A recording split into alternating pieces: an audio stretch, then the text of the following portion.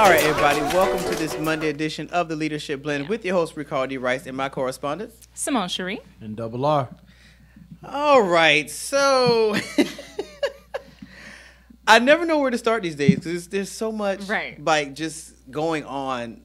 Okay, well, good news, government workers are back to work. Bad news is for 3 weeks. Yeah. Okay, so I don't, and I was telling Double-R, this is not coincidental. And I feel like Trump has a bigger plan we know nothing about. And I feel like in those 3 weeks, something's going to happen. I don't feel like he's opposed to shutting the government down again. I just feel like he got heat from places he didn't expect to get heat from as it pertains to the government being shut down that long. So he made a move, but he's a businessman. And sometimes I'll make a move that I may not like to make, but I got another backup plan that I'm going to hit you with in another couple of weeks. That's how I feel. I feel like I tell y'all every time we do a show that it's a whole jug, it's a scam. It's a roost. What's some other words that I could use that old people say? A hoodwink? Yeah, we're getting a fugazi? Yeah, we're getting Really? It's a throw a rock and hide your hand. I think that's what it is. I think that a lot of people are just happy because they think they about to get paid for 3 weeks. Oh, you're talking about back pay? Yeah, no, it don't work like that. They haven't said anything about people getting we talking about a whole month. Yeah, they said that they're supposed to have people caught up before their next paycheck. But that's what they said. Sense. It doesn't, but that's what they said they're going to try to do. And they said that they don't believe any more paychecks will be late. So we have to kind of see if they're able to. You got to do a week in a hole. You haven't been at work, and they going back to work on a pay week. Right. Right. I think because this would be last Friday was the second check they missed, so they have 2 weeks. I think. That's before what I'm saying. They're supposed to be all caught up for a month in 2 weeks plus that. They didn't work last week, so it would have been last week and this week on their next check. Yeah, true. So it's only going to be 1 week plus what you're supposed to be owed on your next check, which is still 2 weeks away. But I think he signed legislation that would do back pay for some of them. But I think they put a new meaning on this word necessity. Like, I didn't think that there were certain parts of the government that were a necessity versus other parts. Essential, yeah. Or essential. And the ones that are essential, I would have never thought they would be essential. So I feel like it's a play on words. Oh, well, you're essential. You're not essential. So you'll get back pay, but you won't get back pay. Yeah, like if you're contracted. Right. You won't get back pay. Yeah, I was going to say they don't really talk in the headlines a lot about the contractors. Contractors aren't a part of this whole conversation. Yeah, they're not. With back pay versus non-back pay versus essential versus non-essential. Contractors they're not entitled to the same benefits, basically. Which is whack. As you'd assume. You'd assume so, because they're, Yeah, I mean, it's like project management. Like projects, they come in, they do a project, and most of them get paid handsomely for it. Right. But there's no dental for you, and there's no... Exactly. Know what I mean? You're not on actual payroll. Right. They was talking like truck drivers for the Red Cross, because you're contracted. They won't get paid until they go back to work. Because most of them get paid by the mile, and some people get paid by the load. So if you haven't taken a load in a month, you just out of a check for a month. Yeah. Now, the good thing is that there is a surplus now, at least for now. I should say for now, because we don't know where that money's going to go. But like the $2.3 million that we spent every day, the government, or we saved, I guess. I mean, the government shutdown costs money, but for those agencies, they saved about $2.3 million per day the government was shut down. So now there's been a 35-day shutdown, so there should be monies there. What they'll do with them is a whole other story. If they're not required to pay certain contractors, they probably won't. If they're not required to do, they have their discretion there. So here's the thought. $90 Is what? Right. $90 million. Yeah. Longest shutdown in history. The wall costs $5.7 billion. Mm-hmm. What is $90 million? That's the deposit? Right. Well, Trump can't touch that money anyway, thankfully. Otherwise, I'm sure he would. Like, that's the deposit. But so he said that he has stopped the shutdown so people could get back to work. That's basically what he said. He has not said that he is done looking for his wall, because he's technically ended this $5.7 billion short.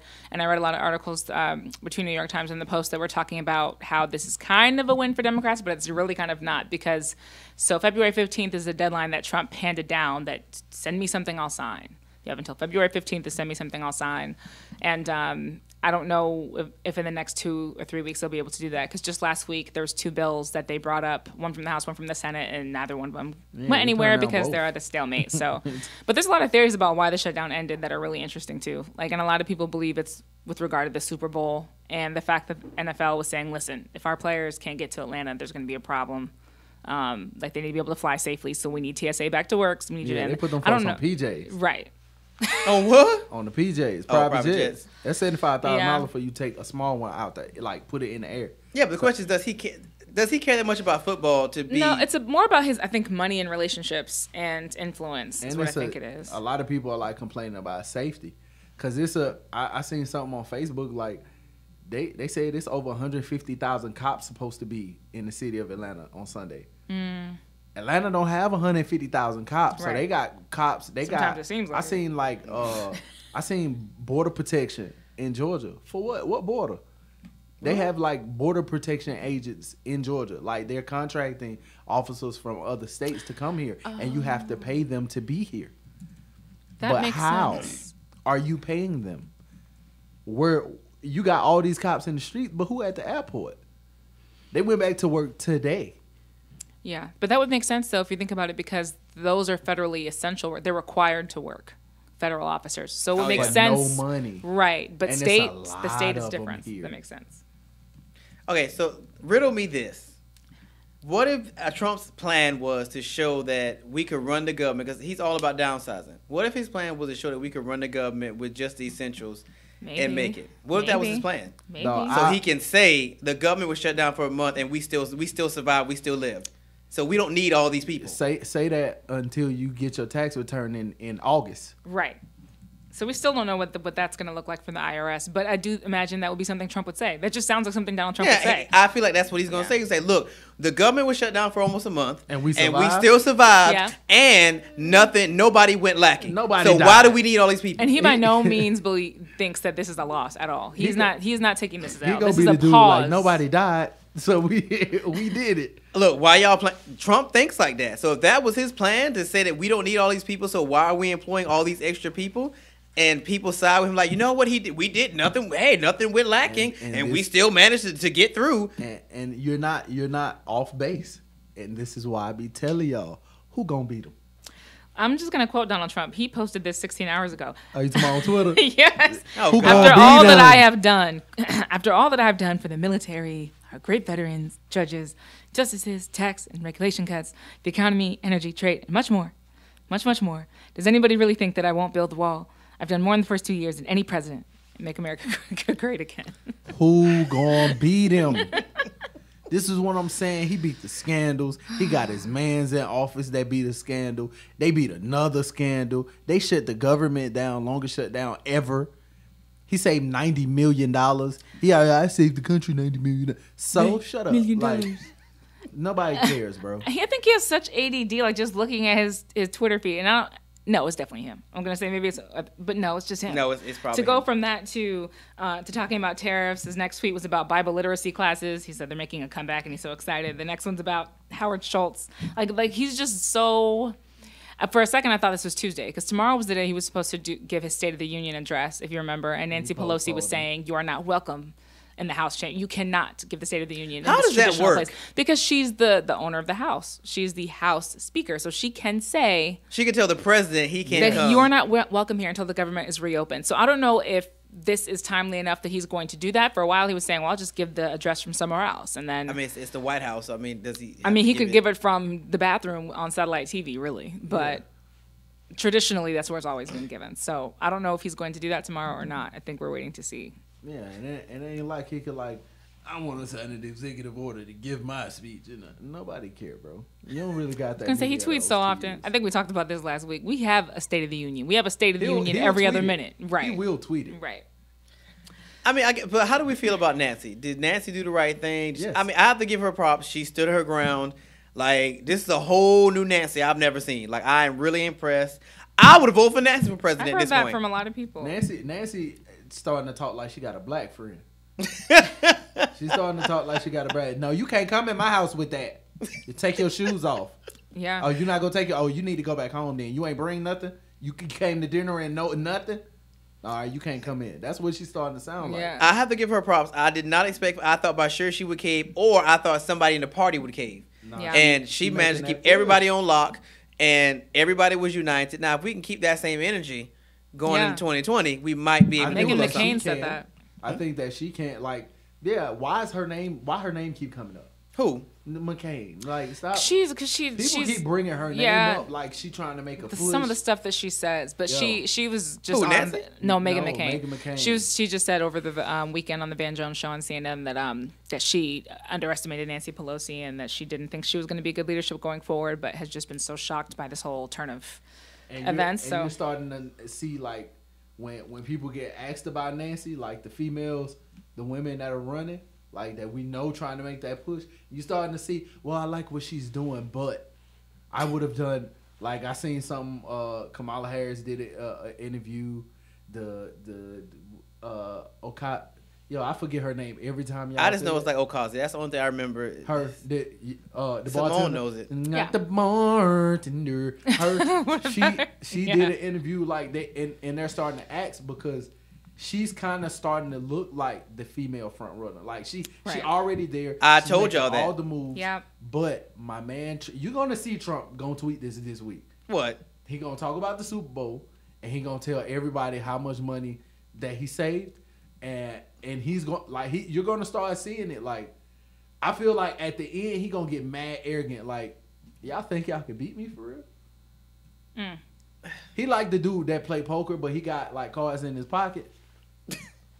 I mean, one has to think that, like, Trump keeps a plan. And like I said, I feel like that was part of the plan, was to show that we spend way too much money so that he can build a stronger case for his wall. Well, look, I saved this much money in a month. That's already over a fraction of what I need to build the wall. Like, I feel like that's the dossier he's building, so that when he slaps it on the American bandstand table, people go, you know what? She might actually have a point. Like, if you really sit down and think about it, we got through it. Nothing really went lacking per se that can't be fixed. Or he showed us what's really essential as far as running the government goes. So a lot of these officers that were out was like, yeah, they have jobs, but we really don't need them to do what? Because in that month we didn't. I forgot we had that office. Yeah, but just going back to Alexandra really quickly, she has become somebody who, like, I think I mentioned that, and you kind of talked about her with Trump. She's so much like Trump in so many ways, and just in the way that she's come out and the fact that she says everything that she's thinking without doing the fact check, without doing the research, and she's been wrong so many times. Washington Post has started to keep a calculator. It's called a Pinocchio calculator, and they keep it for politicians. You can find it on their website. God. And like each month, they kind of rally people up. And she's been wrong, like time and time and again, with a lot of what she said. She said a majority of people don't make minimum wage. That's not true. She said that Amazon and Walmart pay minimum wage. That's not true. She's had an estimate that that if you implemented her tax policy, that it would raise, I think, like $10 billion or something like that. And there were all these different economists who debunked that and also said that it wouldn't be possible because the taxes she wants to raise aren't taxes rich people pay. She was trying to raise taxes on things like income, when a lot of wealthy people get their income residual. Right from and from properties and things like that. So it also just wouldn't be effective. But and I'm really wondering because she's like 5. new. Because she's 'Cause 5. she's what? She's getting She's like 5. she's 5. She's getting like the cute pass, like when your baby knock a cup down, like, oh, you just look, somebody when a get puppy that bites your little shoe up, you're just like, oh, well, he's new to the house. They not dogging her. Like, if this was a dude, imagine if Hillary said any of that. They'd be dragging her. Imagine if Bernie said any of it. They'd be dragging them. Duty of care. We expect there's a duty of care with them. Like, they've been in politics long enough to know better than to go out and say that kind of stuff. So there's a higher duty of care with them. Like, those are Cory veterans Booker in the is game. fairly new. If he said any of that, Who? he'd be in the dirt. Cory Booker. Well, Cory Booker's African American. He better be mindful of what comes out of his mouth because they be looking for anything anyway. So he should know better. Speaking of Cory Booker, hello, has anybody seen Cory Booker? Hello. I haven't seen Cory Booker in months. What is he doing? He's been on a very small press run. Where? It's very small. The Chitlin circuit? no, but he did go to Iowa. But however, he really didn't do much there. He's getting reportedly he's getting a leadership team together for possible preparation for a run, but I don't know that he's going to run for president at this point. I would have thought so a few months ago, but now that we've got Kamala and we've got Elizabeth Warren, maybe they're prepping him for some sort of vice piece on the ticket. I don't know if they're prepping him to be the guy. And what I told you, he ain't popping enough. It doesn't seem. Well, at one point, just like with Kamara, at one point he was popping at one point, and it was like he just stopped. He was popping at one. He just stopped. How former people that was in the same office as you in your same state is more popping than you? Everybody is more. How this girl only been in office 2 weeks and she more popping than you?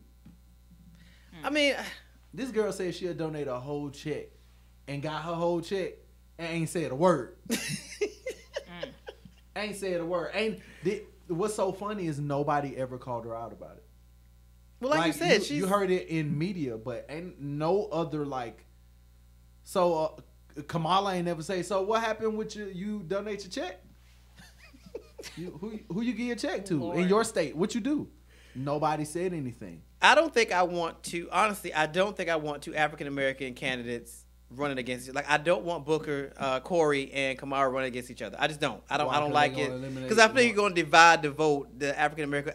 I just think you're going to divide the African American vote, and with all those people who have just got their voting rights back, I feel like it's overkill. If they did, she'd win, and it'd be a landslide. Probably, because I mean, more people would know her name, so it probably would. Not even that. Just like right now, most people might know her name, but they don't know what she do. They don't know where she's from. Actually, though, I saw an article that what she either does or did is an issue. Because she like Kamala? Yeah. Yeah, so her career as a prosecutor is starting to come back on her. Like over the weekend, you saw a lot of articles coming up about how she did pen the First Step Act, which is politically advantageous for her. But her whole career, she was a prosecutor. So the idea is kind of, I mean, I don't know. She's supported positions that, like, she wants to legalize marijuana. She supports civil rights, of course, LGBTQ rights. She doesn't want juveniles treated as adults in any situation for any reason. Like, she supported all these things politically. So I really think that this is kind of the beginning media thing where stuff comes out about you and they just start writing about it, but there's no public we have to really vetting process. Yeah, we have to really see over time though. Was she like some sort of like lock them up, throw away the key? Like, what kind of prosecutor was she? Because I don't see any evidence so far that she was like some sort of she wasn't like a dirty prosecutor. I can tell. So I don't think that was the issue. I think the issue was they looked at her incarceration numbers for African American males. I think that was the issue. That was it higher than normal? Yeah, they were saying she had high numbers. Normal, but it was high. For her talk now. Yeah, it was high. But at the end of the day, as a prosecutor, if you assume that somebody is doing something wrong, you do your job. I think she should address it. Like, I mean, we had this same thing like with black Supreme Court justices or black prosecutors in Atlanta. Like, that's not new. You always go, oh, so why all these black men get locked up when I was doing my job? Yeah, would you not want me to do my job? But sometimes that's bad. But sometimes that's bad though. Like, there's a lot of like contention. Prosecutors have a lot of power. Period. They have a lot of power. Yep. They are not people that we spend a lot of time paying attention to. Like, we elect attorney generals, but the prosecutors that decide if you get charged, what you get charged with, what your plea offering is going to be, if they're going to accept a plea from you, if they're going for the max, they have so much power that there are prosecutors now who are running, now that justice reform is becoming more of a thing, on the idea that we don't believe in just throwing people in jail. We believe in diversion. If you have a problem, we should be in rehab. Like, there are prosecutors that are making that their thing now. Like, over in Pennsylvania, that's becoming more, Philadelphia. And Meek Mill's been behind that, the prosecutor that's working there, because he does want to see prosecutors act differently. And that, I don't know if back in the day that wasn't a thing yet. I don't know if that was her MO. Like, when Flynn Brody was here as a candidate, he talked about that all the time, that he does not believe in just throwing people in jail.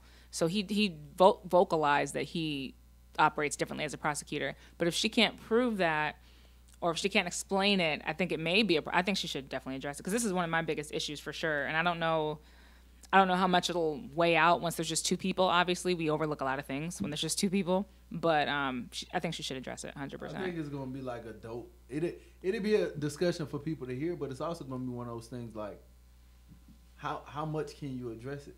Like, yeah, I mean, what are you just really once say? One big statement, like Stacey Abrams. Could you be right?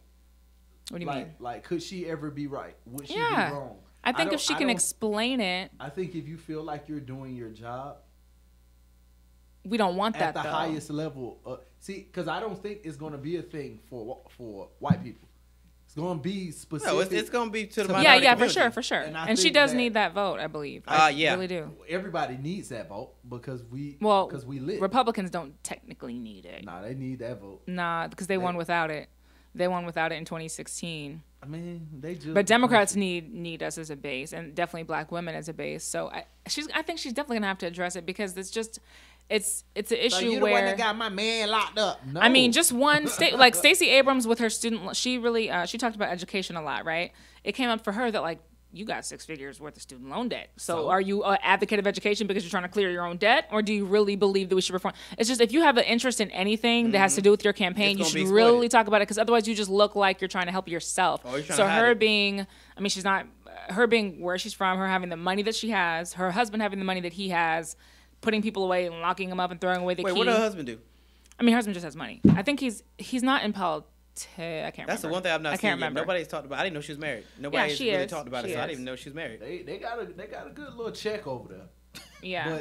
But like I said, like it's one of those arguments. Like I don't. He's a white gentleman named Douglas Emhoff, and he is. She's married to a non-African American man. Yes. Yeah.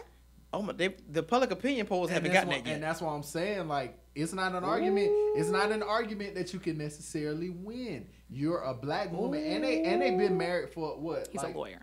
They've been married for a while. Yeah. Yeah, I think they met in. She's married to a non-African American man. I did not know that. And guess what? He's also a lawyer. Oh, that's but he's not a prosecutor. He's not a prosecutor. But he's you know how people they don't. It's respect. We like no. Y'all read no cases I think we like. house? I think we like defense lawyers. But there's is he a defense lawyer? No. But I'm saying there's a personality trait that goes along with being a prosecutor. There just is. Like if you ever watch The View, if you ever look at Sunny Hostin. Oh yeah. If you ever just look at prosecutors, just have a certain. And there's books about it. There is research about it. I should post links and send them. She is hilarious. Who? The Sunny, black lady Sunny from Hostin. Sunny.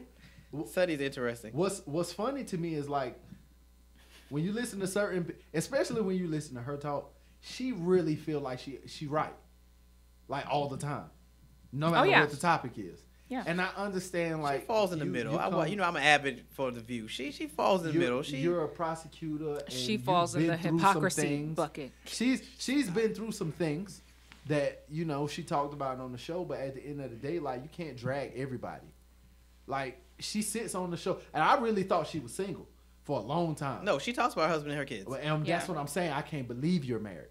Listening to the way you talk on this show, first of all, I believe you talk like that at home. First of all, how often do you watch The View? Not very often. Not often. But I haven't watched it lately I because it's terrible. religiously watch It's terrible lately. Clip of The View. Hey, well, that's that new chick. I don't know where to get her from. Every time I see a clip of The View, she be talking. But Sunny is very one-sided in her thinking, which is how a lot of prosecutors are stereotypically labeled. She's very religious. She believes in tradition and conformity and rules just for the sake of rules. She believes that, like, how a lot of people have principles that are just like their guiding principles. Her principles are legal. So it's whatever the law, it's whatever has been, just because it has been. She's very conservative in that way. And a lot of prosecutors have the same idea that, well, if this is the law. No, I think her no, he's blackish, just like her. Yeah. Black adjacent. Yeah, she's Latina. Kamala Harris is half Indian, so she's Indian and black. And you married to a woman. I'm sorry. I don't think a lot of people know. I did not know that she's not married to African American. What difference does that make to you? You are really upset about this. No, because I'm saying now it paints a different picture because now the argument becomes. Oh, they're gonna drag her. They're gonna drag you. Once everybody finds out about this, they're gonna drag her because the argument is. I'm telling you how people think. Hey, look, we think. The argument is going to be your numbers are the least of my concerns. But I'm saying right now, I promise you, if you put that on your Twitter right now. I mean, for what it's worth, he's a decent-looking white man. I mean, I don't like. No, you gotta like say it. You gotta say it exactly like that because black Twitter. Oh, y'all ain't know Kamala was married. Well, maybe Cory Booker just became more attractive. So what they've talked about doing though is not pitting them against each other, but like there's an article where they kind of break down how she's got this background as this prosecutor, this like works for the state, works for the man, versus Cory Booker who always talks about having this level of like they called it street empathy, which I didn't know was a thing. This is Washington Post word, street empathy. And they said they could see them pitting them to like what kind of Democrat do you want sort of a thing. And I'm like, the only thing that's going to happen if they push that narrative is that Elizabeth Warren's stock is going to go up because somebody it else. always comes down to else. Right. Well, pit the half blacks against each other. I think in this particular climate, Cory would probably be the best choice. That's just in my opinion. He would be the best choice. But because of the background that Kamala comes from, she would probably be the pick. Like you're a prosecutor, that means that you'd be tough on this and tough on that, and you're going to be a lot one-sided. Not one-sided, but a lot one-sided. Like, we can lean you this way because you're going to make decisions based purely on the precedent that has already been set. You're not trying to change the precedent. Like, you're not trying to get new shoes. You're trying to, like, put on thick socks and walk in the shoes of the person that walks in front of you. I just want to understand it. I would love to understand it. Like, Trump went and bought new shoes, and that's what he did. Trump didn't go buy new shoes. Trump went and got a shoemaker to customize a whole new type of shoe. And Obama left his shoes like, hey, these are good shoes right here. They got a good sole on them. These good strings. I had them for 8 years. I wore them every day. Look at them. They shiny. They smell good. The insole was memory foam. You put your foot in it in the base. And Trump said, no, I'm gonna call Balenciaga and they're gonna make me something. Hey, you can take your shoes back. I always remember when the Washington Post made a statement about Viola Davis. And I keep using this line, and I feel terrible while using it, but it's so funny to me. They did an article and said that Viola Davis is amazing, but she's not conventionally pretty. And I was like, what does that mean? And then I was like, I get it. That was backhanded. What it is, but what it is, you have to think about the roles that Viola has taken over the last couple of years. See, they don't view you don't forget, Viola is with like a black guy. Like a real black man. Like a black man. Yeah. Look at the show that she's on. I think she said that about herself too, though. One of the #1 rated shows on NBC. ABC. Yep. Like, and it's dope. And every season and she it be gets naked better. And getting down. And taking off makeup. I'm talking about. And she married to a white guy. Well, she was. Yeah, she's talked about though the fact that this role was so dope to her. That she played, it's not like a black man standing next to her. Yeah, and she's talked about that. Like she knows that this is an unusual, but like non-traditional position for her to be in because her age and her appearance. She's just not that person isn't usually cast in that super sexual role, and she wanted the part for that because it was like it put her in different. And I think that's dope. That I always think about that scene in season 1 of How to Get Away with Murder when she was in the bedroom and she took that wig off. Yeah. Oh yeah, when she took off the makeup. And she wiped that makeup off her face. And her white husband came up behind her and kissed her neck. Look, every time I think about that, like that's how I think. Like a lot of. Imagine if she ran for president. I can't believe how insightful Double-R is this morning. He's being so insightful and like not even like romantic, but this is just such an incredibly I be lit every week. Deep perspective. No, sometimes you do be in your head. To provide. But I be right.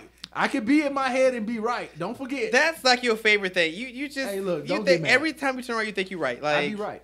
That was very insightful for him to suggest. Imagine if she ran. She already got the swag to pull white guys.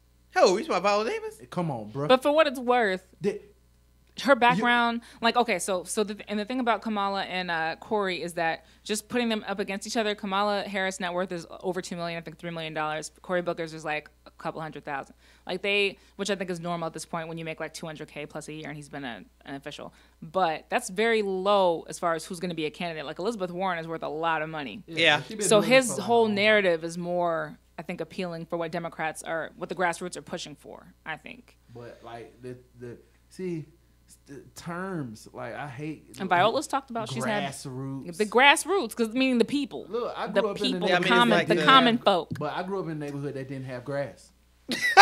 I'm sorry. You do realize that grassroots is a metaphor. It is not intended to be taken literally. What I'm saying is, I grew up in a neighborhood that didn't have grass. So how appealing are you to me?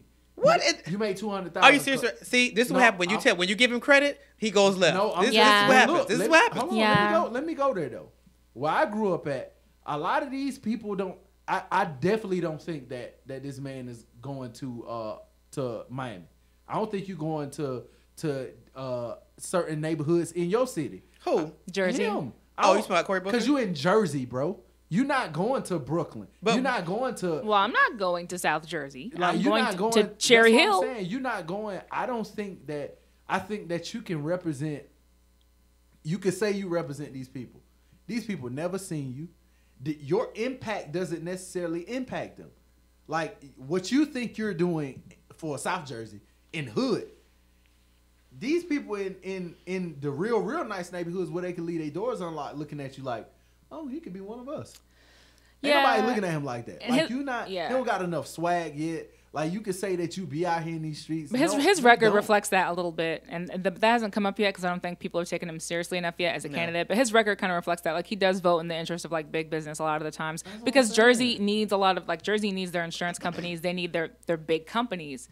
And so, he does vote against, like I said, the grassroots. But grassroots just means the people. That's what I mean by so the before people. we go on break, we have to give a shout out to Black Panther for winning Best Ensemble in Motion Picture at the 25th Annual SAG Awards, which I was actually blown away. So now I actually kind of have some hope that they may actually win an Oscar. We'll see. But we're going to take a break, and when we come back, we're going to have more on the Leadership Blend with your host, Ricardo D. Rice. Can't believe it.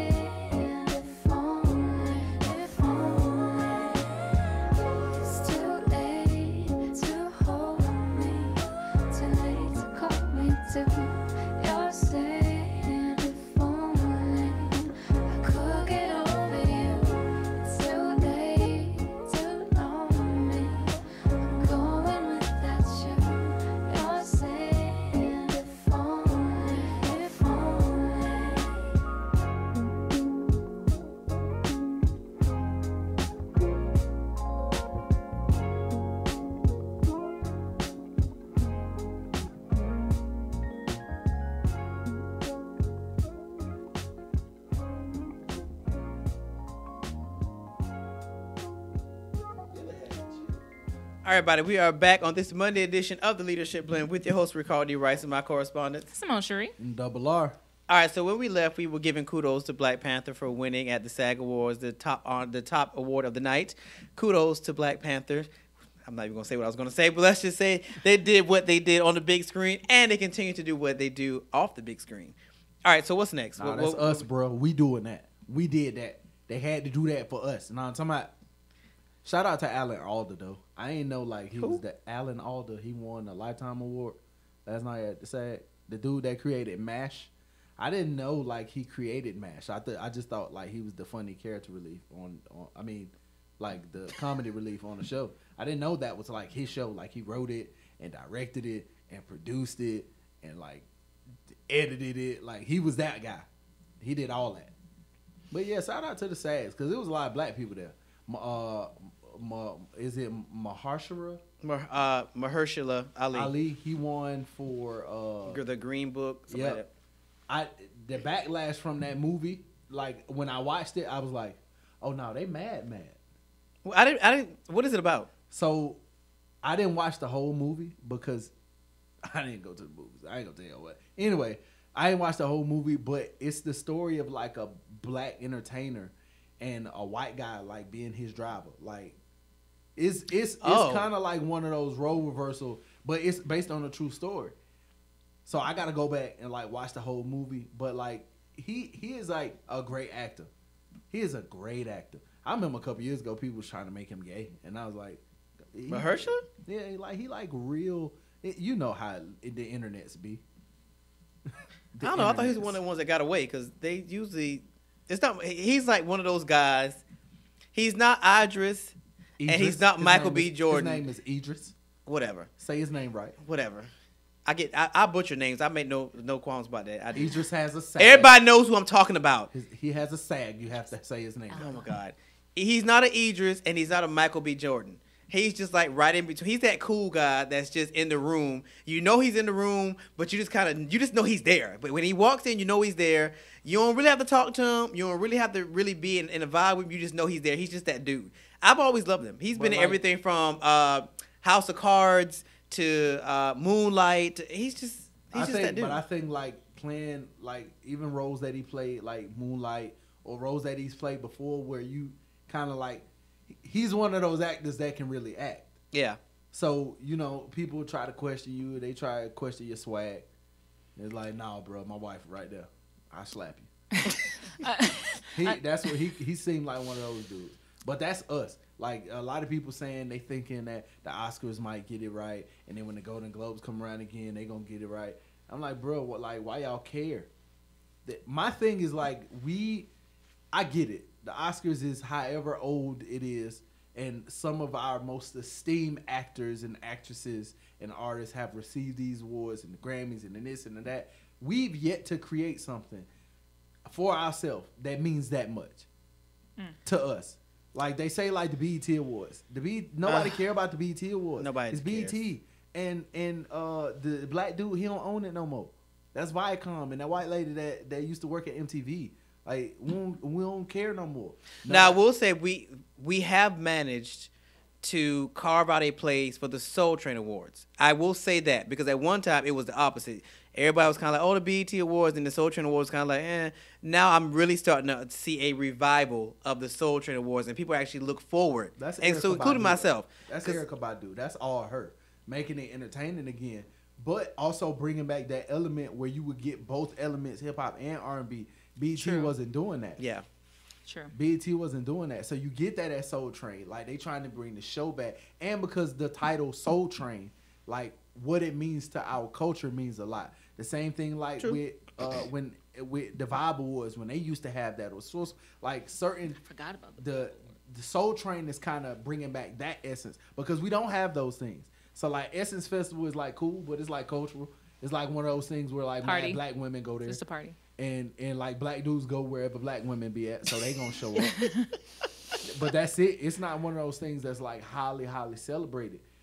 We don't have that. Like we don't have an award show where we can go celebrate our actors and actresses in the same way that they celebrate theirs. But then the question becomes why? Gotta create it. But why don't we have it? It's not that we don't have enough creativity left in us. That's all we seem to have these days. It's creativity. So why don't we have something like that? Because we believe like the precedent is the Grammy or the Oscar. Like that's the highest that you can go. No, I just seen Kendrick get a Pulitzer. We been knew he was that far, but now he got a Pulitzer to tell the world that he. He's a great actor, by the way. Who?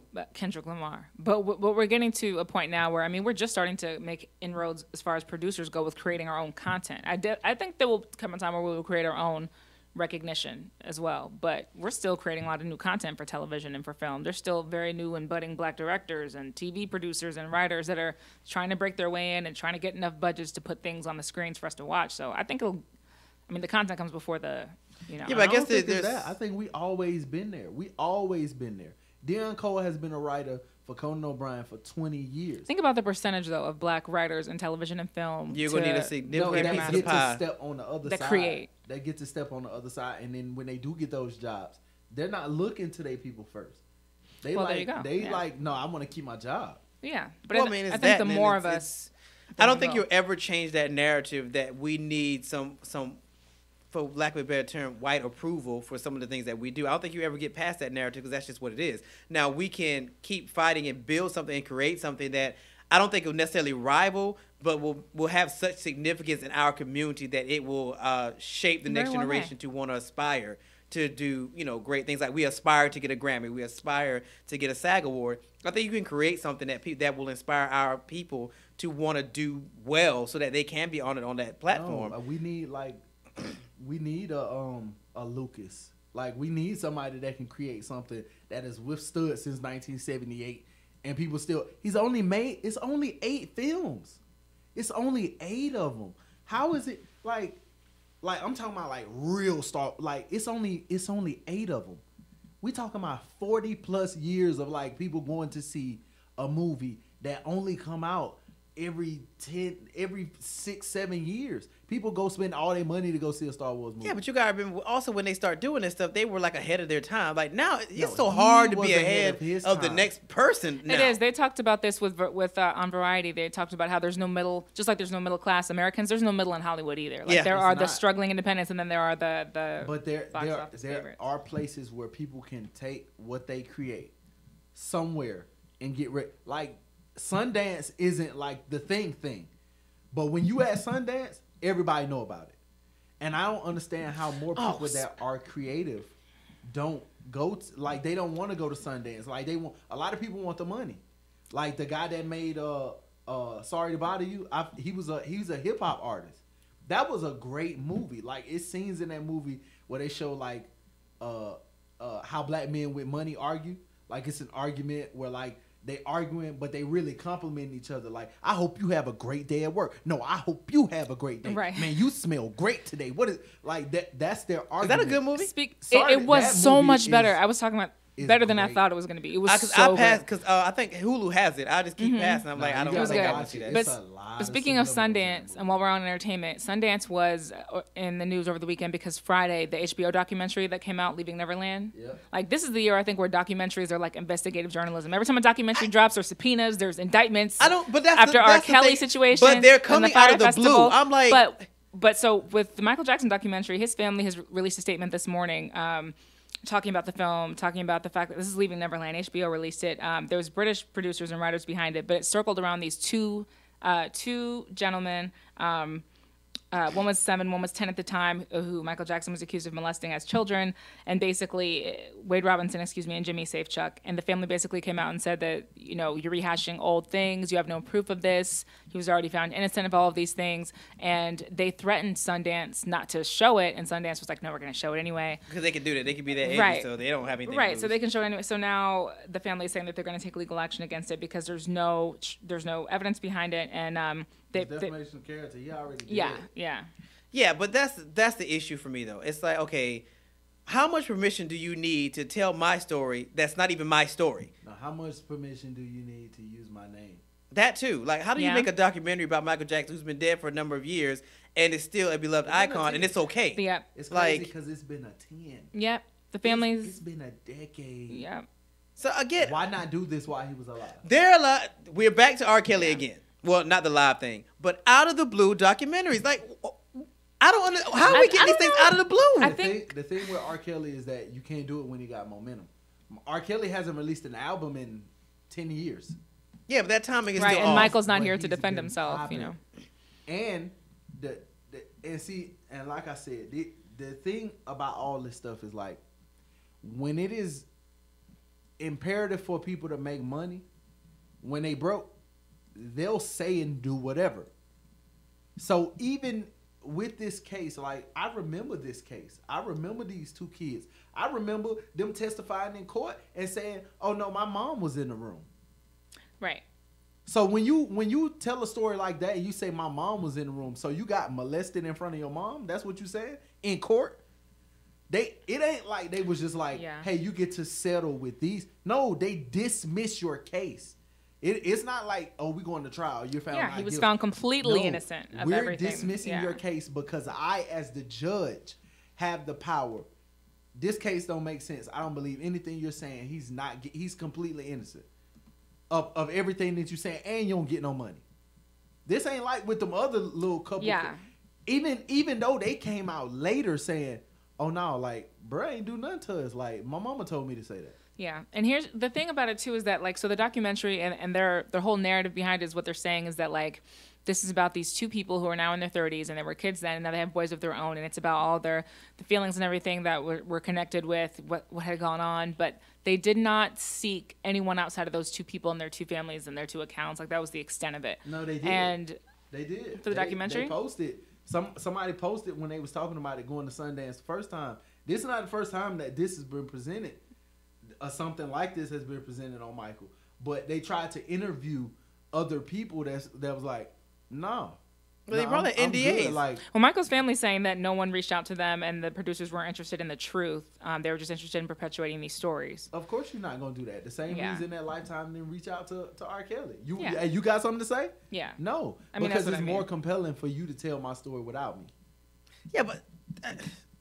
Is that fair? Like, is that fair? No, the family says it's war, not. Bruh. It's war. Ain't no fair in war. Like, that's not. Look at what just happened to Chris. Look at what just happened to Chris. Yeah, but that's not a documentary. Bet it won't be one. I mean, but they could use the Rihanna. Look, they could do a documentary on that because they have the evidence. It was in the news. He did it. He said he did it. We saw it. That's a whole different ballgame. And Riri said, "Yeah, we got to fighting. Like we got to hooking." Like, we got into a real fight. But that's different, though. We saw that they admitted. That's different. No, like, we this saw is her. all accusations that have not been... that were completely innocent. Yeah, he was cleared of. So how do you get to do... We're starting to see what it looked like when the person that's accusing somebody lie. We're starting to see that. We seen it last year with Jamie Foxx when the girl was like, no, I remember in 1999 when Jamie Foxx grabbed my booty on set. Hold on, I did what? I'm suing. How much you want? $1 million? I know you don't got $1 million. I'm going to take your house, though. Chris said, I want it all. I don't care what you don't got. I want everything. You're not about to drag my name in the dirt like that. I get it. This case with Mike, they already closed this case. So you want to do that? Cool. So when we get ready to drop that suit on you, no, go get all the money. All the money. Put it out. When you done, we coming and taking everything. Because Mike family don't play. Oh, yeah. I don't know why they think they can go up against all them, Catherine and all them, and Janet and all. They don't play, especially Janet. She love her brother. They do not play. His kids, a piece, is worth almost $1 billion. A piece. A piece. They got statements from Prince like, hey, watch your mouth. Watch your mouth. You talking about my daddy. Watch your mouth. But y'all ever thought about that? What? Michael's son's name is Prince Michael. That's lit to me. No, I'm just saying because you know how like I'm just going out, but you know everybody. Never had anybody. No, I never thought about that because I could never get past blanket. Everybody thought that Prince and Michael didn't get along. Yeah. And Prince told a story like, no, we were like best friends. Like it's certain. Pharrell told that story like sitting down in the studio with him, Prince and Michael, like that they were really cool. But I think that's just dope. Like you named your son Prince. Oh my God, because we've never had anybody in the world or anybody in the space named Prince. No, but it's the point of who they were. Prince though. Like every Prince ain't Prince. Prince Harry ain't Prince. Well, I mean, when you name yourself Prince and that's your stage name, I mean, you kind of take the rights to it. It's a life name. He went from Prince to the artist formerly known as Prince to Prince again. To artist formerly known as Prince and then a symbol. Yeah, the symbol. When he didn't even have no name. Yeah. But no, Mike family gonna get that check. But legacies are important. I think it goes to show like and how we clearly feel about the legacy of someone. It makes a big difference. People, I mean, it really matters. If you're a fan of someone and you see them just butcher, like you hated the Whitney documentary. Oh, good God! It was just the insult. The only good thing about that documentary was the fact that they did get, since they couldn't get her music because it was unauthorized, they got Deborah Cox, the next best thing. That was the only good thing. I love to hear Deborah sing. Lifetime movie. Aaliyah with these docs. See, the Aaliyah one was just trash. Right. The Whitney one was like, no, they used the truth. And nobody wanted to talk about it. Even Bobby said, hey, that ain't everybody business what we were doing. He been said that a long time ago. Right. And when Bobby came out and started, I think like when you say like we try to defend people that we like. So when Bobby came out and told the story, like somebody asked him, they was like, so how you even get introduced to cocaine? He was like, Whitney. A lot of true Whitney fans don't care for Bobby. When he said, no, Whitney, Whitney introduced me to cocaine. The buyer that I was buying from was her guy. When I started doing other drugs, that was her people. When we started doing drugs together, we was both put like. But she's not here to defend herself against that. Everybody and knew it makes you sound like a punk because you're a grown man, and now you're talking about your addiction that you've had for like 20, 30, 40 plus years when everybody else has pretty much kicked it now. You're still on it, and now you're blaming it on somebody who's dead now. And, you just sound like a punk. Take accountability. This is what happened with Amy Winehouse's documentary when that guy she was dating was saying, well, she was the one on the heroin. I wasn't on heroin. Like, she's dead now. Like, shut up. Shut up. Well, but the thing is, you're never going to spin the narrative with Whitney and Bobby because Bobby was always the bad boy. Even when you talk to New Edition, the man got kicked out the group. Like, and when you saw the story, it's like, yeah, that sound about right. That look like Bobby. But be that and take account of responsibility. But now he get a pass because when Johnny Gill come out and start talking. What did Johnny say? Johnny Gill owns the name New Edition. Seriously? He left the group. He owns the name New Edition. Bruh, they're going by like RDB or the R something now, like something stupid. How did that happen? Bobby, Johnny Gill was like in the second go round. You would assume that Bobby was the biggest artist in the group at the time. And then this nigga Johnny Gill started like taking out everybody's moms. What? Like he was taking out everybody's mama. Shout out to Johnny. But Johnny was like that guy, and he still got certain. Ain't nobody walk around the hood bumping my prerogative. No. Well, we do everything because I was just. You're not bumping my prerogative. I was bumping every little step the other day. But my like that song come on right now. I'm singing that song. Are you telling me that Johnny Gill is bigger than Bobby Brown? That's what you're trying to say to me right now? No, I disagree. No, I'm not buying that. No, sir. It's no way. No, sir. It's no way. I played Spotify the other day, and I swear I got 3 Bobby Brown songs out of it. You 3. probably can. 3. But there's no way you could tell me that Johnny not outselling Bobby right now. Yeah, because he has new music out. No, Johnny Gill has new music out. On the road performing old music. Ain't nobody going to hear my prerogative from Bobby. Well, Bobby's not in performing shape. Anyway. That's what it boils down to. No. Now we got to get into performance and the songs that you say. Johnny Gill can get on the stage and say my. It don't require a lot. Maybe a little gyrating. When Bobby Brown gets up and do every little step, we expect him to be able to dance and do the Roger Rabbit, which he clearly cannot do. Which he clearly cannot do. Look, I can't compare him to Johnny Gill, but I can compare. I'll take Keith Sweat over Johnny Gill, and I'll take Gerald Levert over Johnny Gill. So to me, Johnny Gill's just the lowest on the totem pole. I put him in the same pool as. I'm taking Keith Sweat over Johnny Gill. You're not about to tell me that Keith Sweat is not selling Johnny. Keith Sweat is still selling out. Keith Sweat is selling out for women. And he has a radio show for women over 40 everywhere. Keith Sweat is Johnny Gill too much credit. We back to Hillary. Now you act like Hillary. You doing this Hillary thing again, but you want to give people too much credit they don't really Hillary deserve. I'm not knocking Johnny, but what I'm saying is Johnny's not that dude. Johnny is Hillary Clinton. Johnny Gill is Hillary Clinton. You're not gonna make him that dude. Sorry. Since the R. Kelly documentary came out, I just listened to Keith Sweat music a little different. What does that have to do with anything? Hey, Keith Sweat is all people can listen to because they've muted R. Kelly. Yeah. I, however, was just listening to Honey Love the other day. I told you I was listening to I'll Be Like a Fly. And if the greatest sex comes on, I'm about that life. I'm sorry. I'm not muting R. Kelly. I'm not doing it because it's not like we didn't know. It's chaos. So like I said, I take that back. If anybody I'm just saying it's like we didn't know. For me, it's the artist versus the person. His artistry is still timeless. You gotta fight all them dudes from the hood. I don't care what nobody says. You gotta do what? You gotta fight everybody in the hood that knew. What? You fight R. Kelly? Yeah. You mute them? First of all. Jail him. They said that this man rolled up as R. Kelly. Like he was already R. Kelly. He wasn't Robert. He was rolling up to high schools as R. Don't forget, he been famous since he was 19. Yeah. So as R. Kelly at 19, you was still going to high school looking for girls? That kind of makes sense if you're 19. Facts. Now, when you 40, but at 19. But if they bringing you the girls at 40, which they shouldn't be doing. I need to swing on everybody that was around you. We should start a hashtag that says jail. Where were you when? That too. or jail the posse. Hashtag jail the posse. Hashtag where the gangsters. What? He from Chicago, bro. It ain't no way you could tell me that all this stuff was going on in Chicago and his name is Robert. Ain't no way you can tell me all this stuff was going on in Chicago and nobody did nothing. We talking about at the height of gang culture. You telling me that my man, who like a superior in the GDs, ain't got no little sister at the high school. Listen, what we're talking about here, though, is a lot of these little girls were not victims per se in the sense of they were not unwilling victims a lot of the times. They were just young. So we have to be cognizant of That's the reason. That's also the same reason they stopped freaking it. If you got mad people out here willing to just bust it open like for the free, like who is the person that questions whether or not consent took place? That's the reason why he never got charged with anything. Like these girls were like, oh no, I wanted to be here. Except for like the one girl who like outrunning her mouth now she got a book deal because she was broke. It's mad other girls still at this man crib, still messing around with him like, oh no, Kels take care of me. I ain't got to pay a bill for the rest of my life because Kels take care of me. So it's 1 out of 20. They said there was 20 girls in this house. What are the other 19? I only seen one of y'all.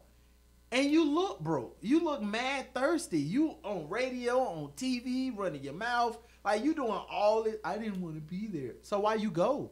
He ain't come pick you up. You went there. You drove your little Honda Civic. You drove your little Honda Civic to his house. And you stayed. You like the girl that went to the hotel and stayed there for 5 days. Nobody told you had to stay. Well, I was going to say, or like the parents who found out that the daughter was in the hotel and then a few months later said, okay, listen, you can see this person again. We're just going to monitor it a little closely. She was in a hotel. Your daughter's in a hotel with a grown man. Literally. On an audition that you didn't know about that happened. That they snuck out the back door to hold. You know what I mean? Hold on. That looked like my... No, that ain't my baby. My baby ain't get peed on. You know your baby got peed on. Look, I'm going to say this about it. I said this, and I'm going to say this again. I'm going to be done with it. I want 3 hashtags that should oppose Mute R. Kelly should come out. One hashtag should say, where were the parents? The second hashtag should say, jail the posse. And the third hashtag, I'm actually with you, where were the gangsters? That's all I got to say about it. Those are the 3 hashtags that should come out of this whole R. Kelly debacle because it should not just be Mute R. Kelly. That's what I got to say about it. I'm done with it. Because, like I said, I don't feel like one guy should go down for it. Everybody involved should go down for it. I've said it then. I'll continue to say it. Every time I hear that, that's my argument. Why aren't we taking everybody? And that should be the new theme we have. We taking everybody down. Not just the head person. Everybody. That's like with Trump and old girl. Like, Trump ain't get it. He cashed out shot 100 bands. Cash App? Man, bro, Cash App that much. You cannot send that much. I think Cash App's max is like 1,100. No, but that's not the point. This was back in like the early 2000s. We didn't even have Cash App then. Hey, he cashed out. He PayPal'd it. We didn't have Cash App. He ain't go find her either. Like, he was probably somewhere at the crib with his wife in the other room on the other side of the house because they definitely don't sleep in the same bedroom. Looking at old girl like, hey, this girl fine, man. Hey, call my man. Call my man Cohen. Tell him come. I'm not dealing with you. Tell him come to the house. On that note, we're going to take our next break. And when we come back, I actually have a very interesting take on law school and graduation rates and bar exams. You might like this one, Simone. So everybody stick around on Leadership Blend with your host, Ricardo D. Rice. Until I find the day, the only words I know that you.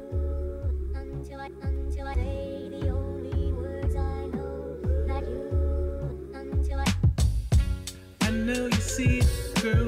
This ain't sitting real good in my soul. Everywhere this little girl goes, she pick up another obstacle.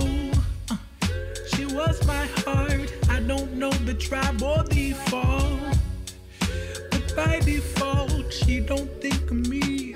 I thought she was an Indian. She be slanging things like a simian. All my life I wanted me an Indian. Now she's far away, but I had to know.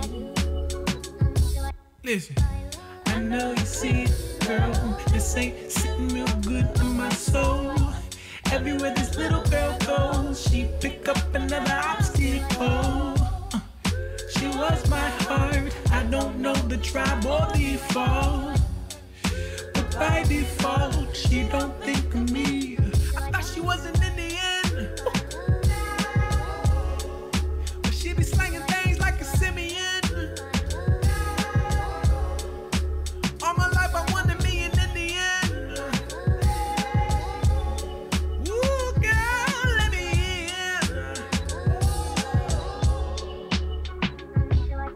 in. In the the street with a wedding ring, and she hit the bar, city babe. Are you down to cheat? He looked in the eye, chivalry. Is he really dead? He pulled out a tip. Jumping right on them, thinking was it good to intervene, and I lost her. Lost her to the world and the girls and the posters. Entertained, I doubt it'll pay and it cost her. I ain't mad at me, but it hurt. And I thought she wasn't in it. Now she only worried about the Benjamins. She been looking in my dreams.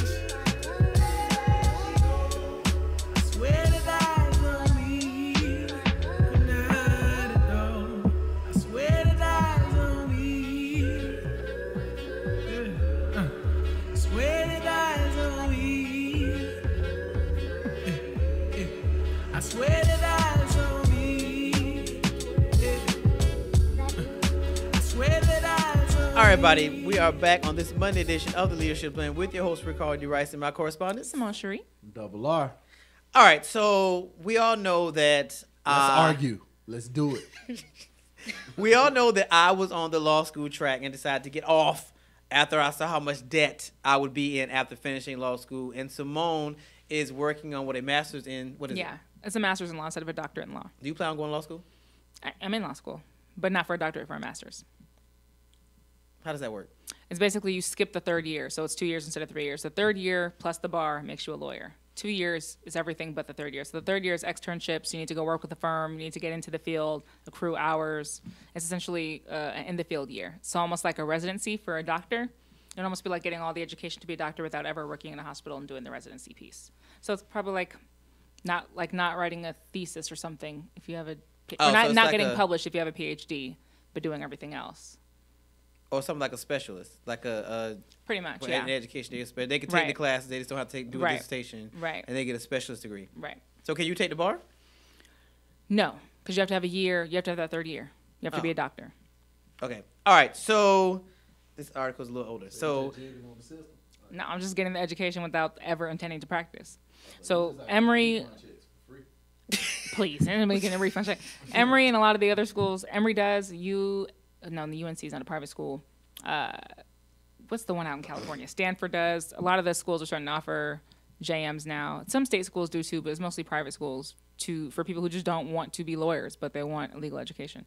Being a lawyer is the bar piece, and you have to practice, and there's ethics and all the stuff that comes along with that, with being a lawyer, which doesn't sit right with my moral system. So, the yeah, same one that doesn't want minimum being a wage to lawyer be does not raised. sit right with my moral That system. sounds like an oxymoron. I can't. It is, because there's moral obligation when you're a lawyer to defend your client. I'm not going to defend just anybody. Yeah, but you get to pick the kind of clients you have. Not necessarily. Not necessarily. Once you sign on for a client, whatever they told you up front, you've signed on for. So if there's a whole bunch of stuff under the rug, oh well.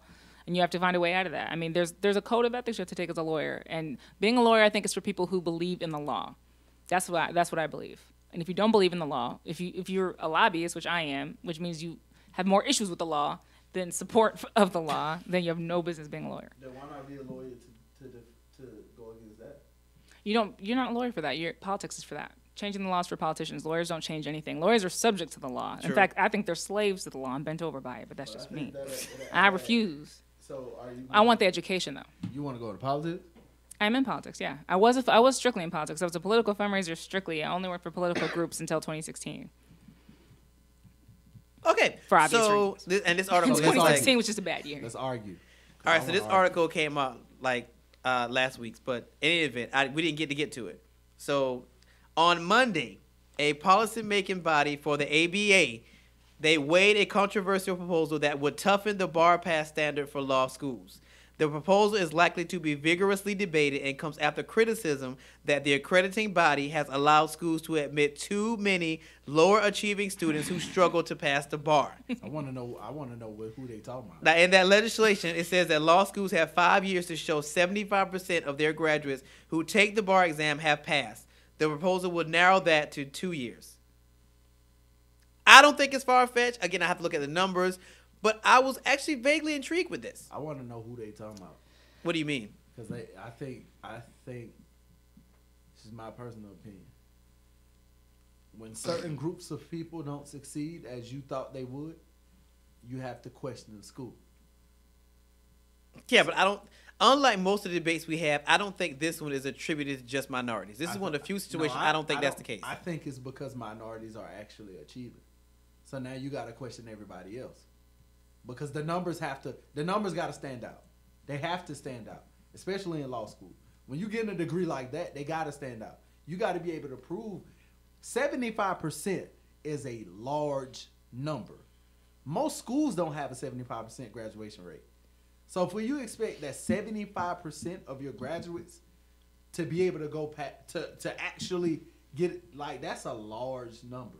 Yeah, but I think this is a conversation worth having because of the amount of debt that law school students acquire when they go to law school. Like, this isn't like a bachelor's degree where you may go in debt $50,000. We're talking about upwards to $200,000 for people that go to law school. But I'm trying to understand just a little bit more before we go into it, and just back in the background. Tightening the standards when people are already not achieving it, there has to be a diversity concern. Like, I'm understanding that much about it, but why is that? That's not the solution to the problem. And it's more so that. Well, I think I'm really asking, like, why would you tighten the standards if people are failing? Is it more so that? Well, they're tightening the standard on the accrediting bodies, the ABA, to say, okay, y'all need to look closer. Okay. For who's going to the school in the first place. Yeah, I think that's where we're at now. It's like, okay, maybe it's not even a question of the people that actually graduated. What kind of people are y'all letting in now? These kind of people. It's kind of like the ideology that undergrad students, for profits, they're letting these kids knowing they're probably not going to graduate, but you're still taking the money for them. It's kind of the same ideology, except now we're looking at law school saying, okay, you're letting these kids in, but you knew that they may get out of law school, but you knew they didn't have the mental capacity or the skill set-ish to pass the bar. And that's really, really tough. I also kind of feel like, so even just the law school process period, like, you can't just apply to law school. You have to go through LSAC. You have to go through the credentialing service for law school. And they perform lots of different types of checks. And I know on the front end, they do check on a few things about who you are, which is with regard to who you are.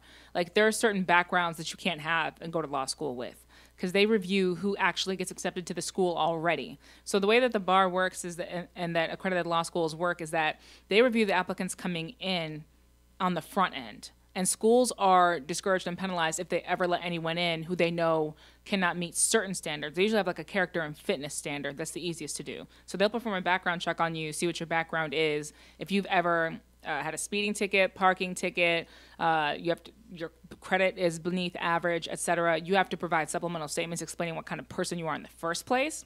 So they do all of that sort of checking, but like in terms of your grades and your capacity, the LSAT, the law school exam, is designed to give you a good gauge of how well you'll probably do. Crap, and I don't understand how this works. Did you think it was like challenging and like rigorous? Because it's supposed to give you, law schools don't. Very few of them post like a minimum, just like all other schools. They usually say, this is our average, right? Yeah, and you see what that average is. They're not going to tell you like, well, if you don't have this, you can't get in. But they'll say, this is our average.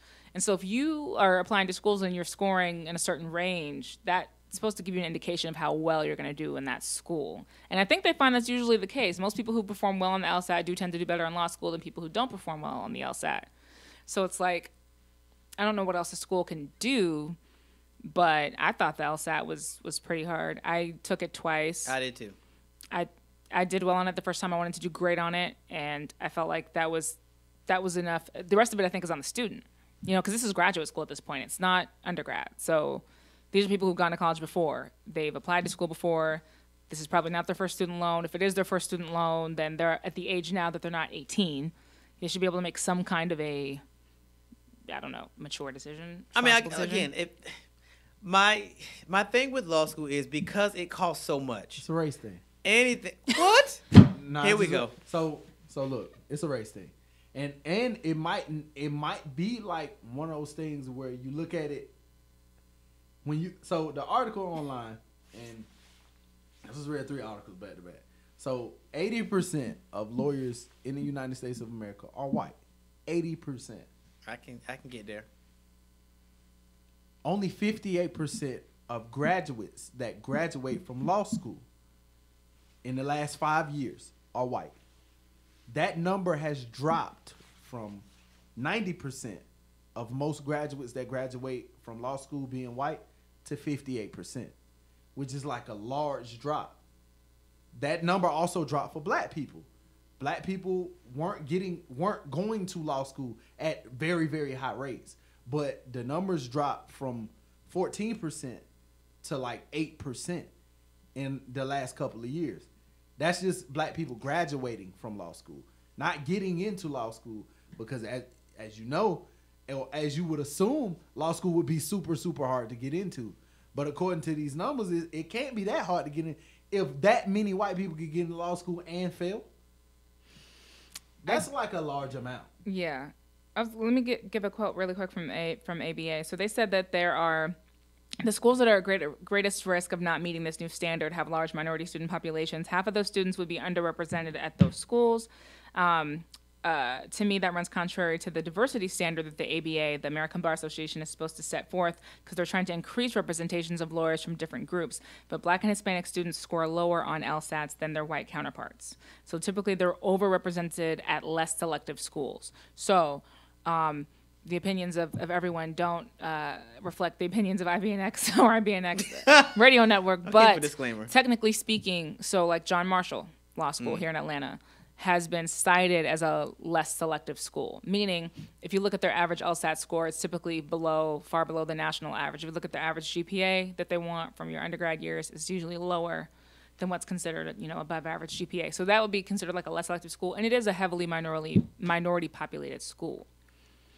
So that just to give an example. But is this back to the elementary school thing where Black and brown kids can't take tests? Like, is this the same sort of That's a finding? concern, because the LSAT is like a whole nother creature. Because did I take GMAT? I think I did. But the LSAT to me is a whole other creature. But it would be because of what you're trying to do. But at the same token, because I always remember the conceptual games. That right there, because I have a friend that wanted to go to law school, and I was like, sweet, look, and I give the example, look, I never forget the logical games, and I'm like, they give you like 30 minutes on that particular section, and it's like Ricardo, Double-R, and Simone go on a cruise. They go to the restaurant and decide they want to eat. Ricardo can't have shellfish, Double-R can't eat shrimp, Simone doesn't like fish. But they all want to eat a seafood platter every day of the week. Make a schedule for them. 6 items, Make a schedule for them for the week. And you have 30 minutes. Every question is like that. You have 30 minutes to knock out about 20 of them. Yeah. But now also reciprocally, law school, the LSAT goes off what you get right versus what you get wrong. So it's more so about how many you get right in and it's the degree of challenging, too. So it's like it's how the questions get harder, and it's how well can you answer those harder questions. And it will go back down, but that reflects in your score that you're scoring really well on easy questions. So that's not good. It's a whole nother creature. And I always tell kids, look, I wish I had taken some supplemental class or sit through the $1,500 LSAT class. I wish I had, because I was not expecting that. I did not expect it to be that grueling. Yeah. And then they time it. So not only is it hard, it's timed. Yeah. And you can't take it all. You have to wait if you fail it for a while. You can't. So these are all things that I think also contribute to why they wanted so much to focus on diversity so much, is because it's not just a question of ability. It does cost a lot of money. Most people do sit through those courses and classes. I self-taught, but even that you have to pay for the books, and it's like in those classes you have to come out of pocket with those. Most undergrad schools are not going to pay for you to take something like that. So, and if you don't do well, then you got to take it again and come out of pocket again. So that can be prohibitive for a lot of people. The question of diversity. That's why I said this whole thing look like a race thing, is because how many people want to be a lawyer? Like black people, right now, my man said he want to be a lawyer. That used to be because it used to be more prestigious than it is now. It used to be one of those things where if you saw it on TV or you knew somebody, because it used to be entertaining.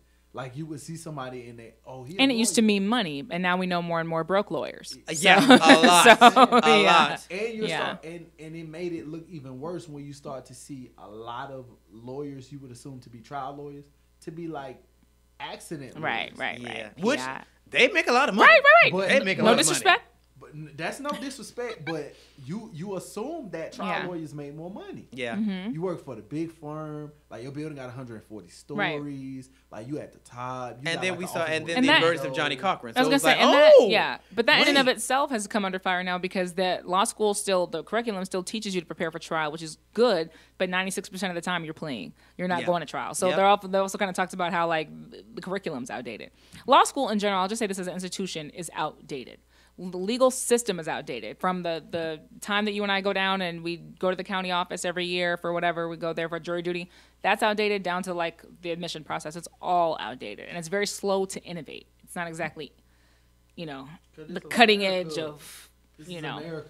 But then I guess when I read this article, it plateaued with the obligation that institutions have to make sure that their graduates are getting jobs in their field, which is what started the whole debacle with for-profit institutions. You're telling me that, oh yeah, we're placing 85 of our graduates, but where are you placing them? Because half of them that got certain degrees, you know, they're working at McDonald's, they're working at Burger King, they're working in retail.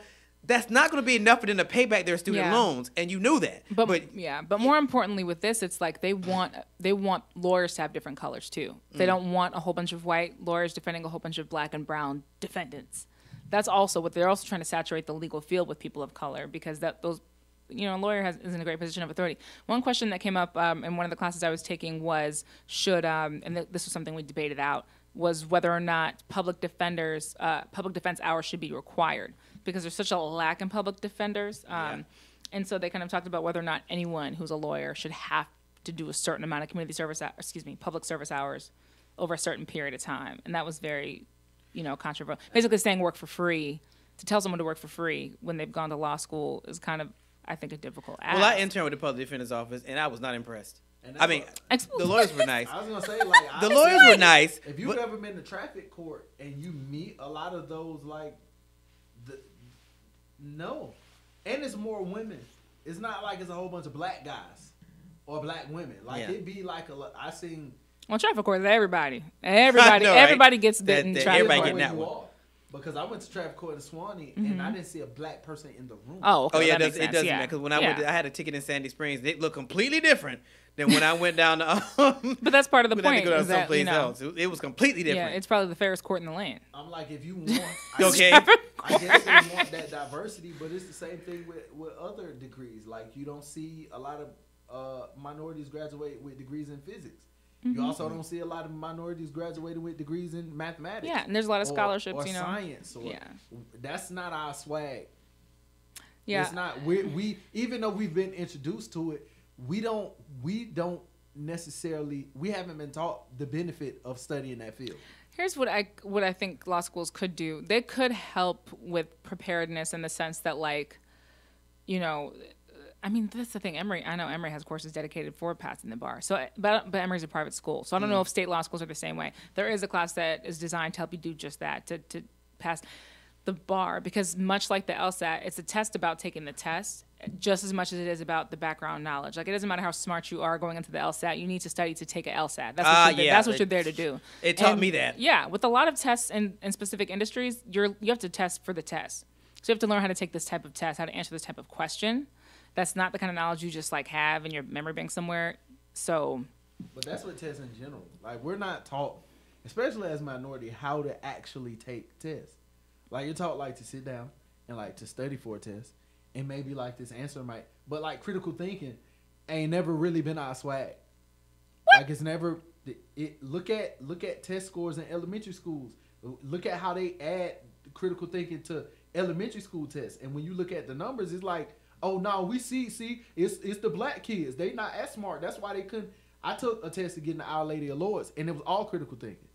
Now I got into the school, but Our Lady of Lords is like very dedicated to making sure like it don't be a lot of us. We'll see. Like, they're dedicated to it. If you see, this is I went there in elementary school. If you see the test to get into school, you would have thought it was like the PSATs or something.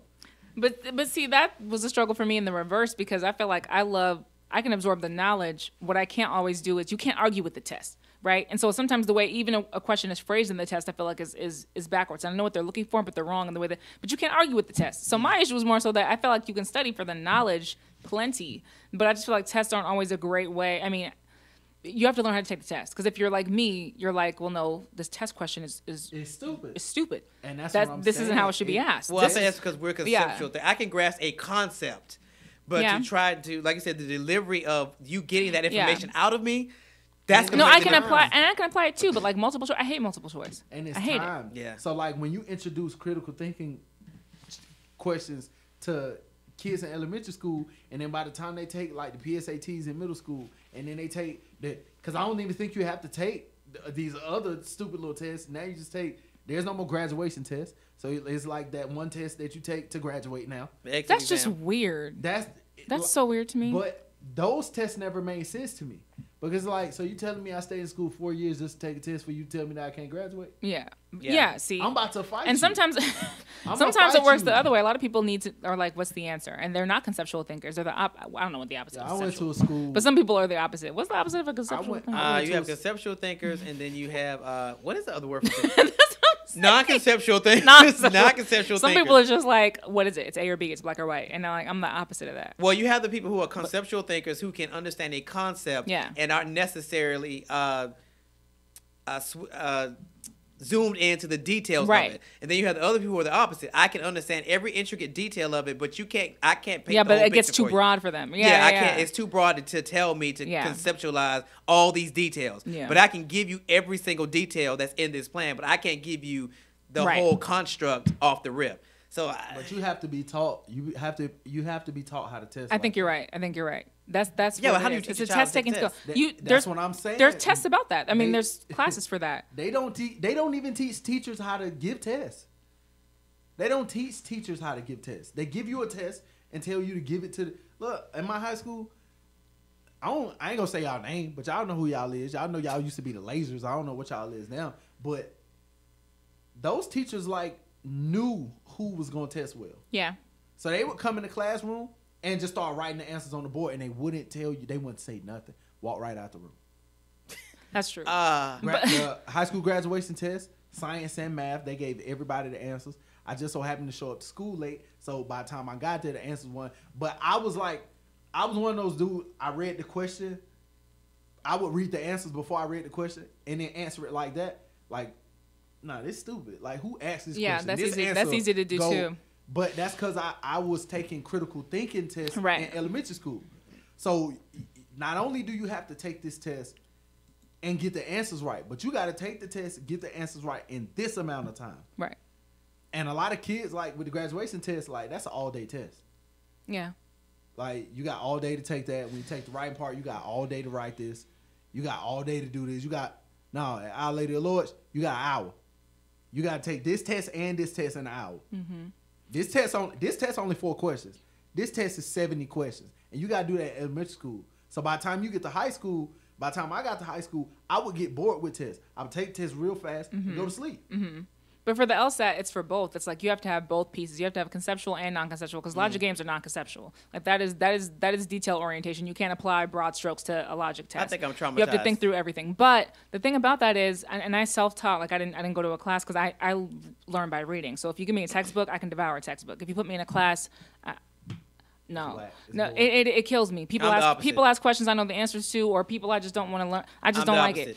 I can teach myself, but the books that I read, like even with the LSAT, they tell you what traps to look for. They tell you how, I mean, they'll even say things like, listen, if you read this and you went straight to this answer, you effed up. You should have gone like A, B, C, and D. These are the words you need to look for. These are the hooks you need to look for. This is how you need to pace yourself. You need to learn how to time yourself taking this test. So they have like practice tests for you that like, if this is where you are at this point, start over. Keep doing this again because you're not fast enough and it's going to get you. Like What book you got? Because I didn't get the Kaplan makes like all the textbooks, but if you took a class, you could Oh, be like with a an group LSAT of for people, however That's you what I'm saying, learn. like certain. They have to teach people how they learn, how they receive information. If you put me in a class, I would just be going to class like to check a box. I wouldn't gain anything. But if See, you I'm the put me, opposite. put You me put a alone in a book. room, I need audio. You gotta know how you I'm learn. an audio learner. So when I'm in the classroom and you're talking, it's processing. So when I get home, I retained everything you said, so I'm good. You put a book in front of me, like read it. By the end of the week, if it doesn't interest me, we're gonna be in trouble. Gotcha. But if And I'm like that audio, with certain subjects, but I think like when a lot of people argue that teachers need to be how to talk, they need to teach teachers how to teach better. I 100% agree with that because in elementary school, what they teach kids is you need to learn your numbers, you need to learn how to write, you need to learn this, you need to learn your name and your address and this and this and this. And then by the time you get to middle school, you have to apply things that you thought you were supposed to learn in middle school to elementary school. Like kids don't. Why don't you know how to do multiplication in elementary school? What school you went to? Because at private school, like they was on our neck. Like no, we gon' so by the time you get here, you doing long division. Like I took algebra in middle school, algebra 1 and algebra 2. When I got to high school, they told me I had to take it again. Why? Because I went to a private school. So in private academies, if I would have stayed private academy all the way through high school, I wouldn't have had to do that, and I would have graduated a year early. Now, I just so happened to still graduate a year early, but I had to walk with the class after me. I've been out of school a whole year already. Mm-hmm. Yeah, it's just like, that's whack to me. It's a part of learning how to learn that, like, and by the law school level, honestly, if you don't know how you learn, you're probably screwed anyway. You're not going to make it through law because nobody's going to help you do that. So you have to know how you learn. You have to know how you retain information and how to, like, manage yourself and direct yourself. But that is something that can be taught way earlier. Like, you need to learn how you learn. Somebody was that Andretti's? Somebody gave us a test, and I was like, you giving us this test? And it was a how do you learn test. And I was like, for a job?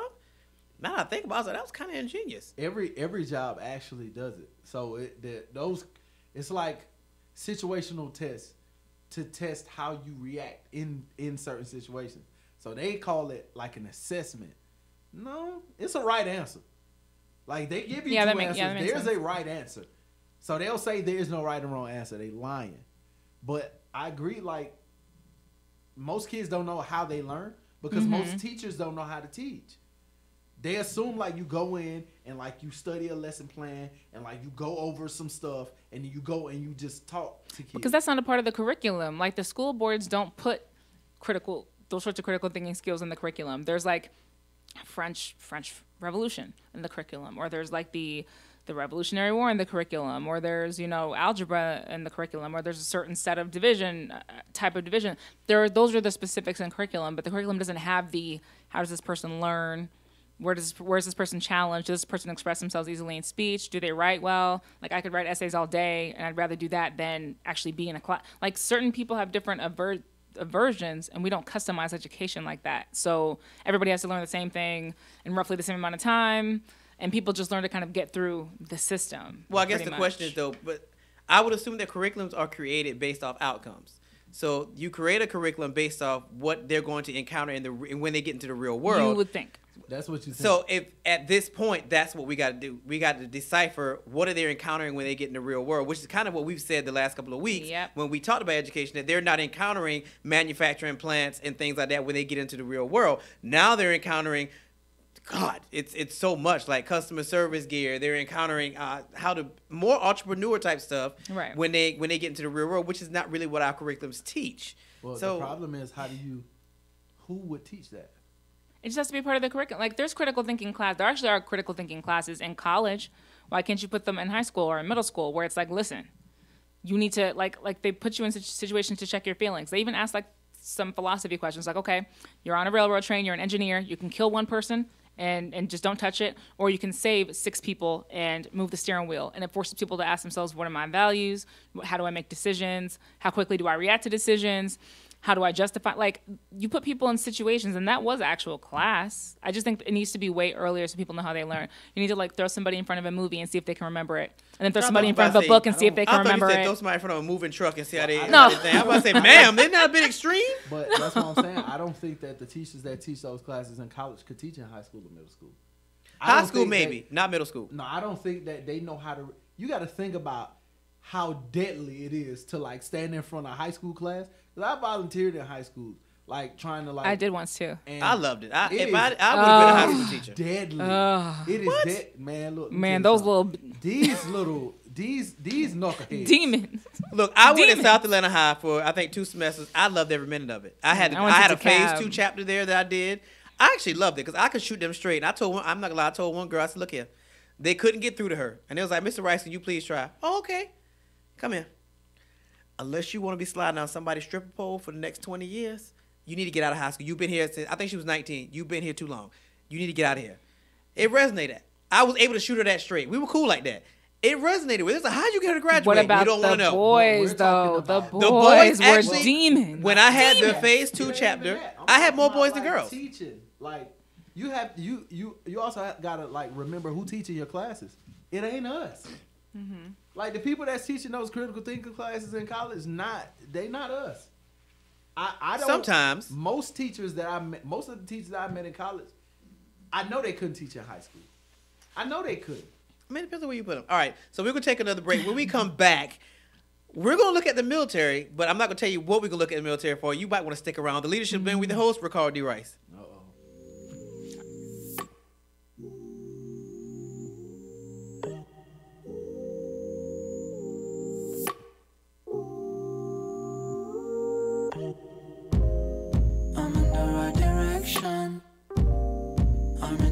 this ocean, traveling in slow motion, paddling with no question, early morning with the sun, not yet burning, innocent.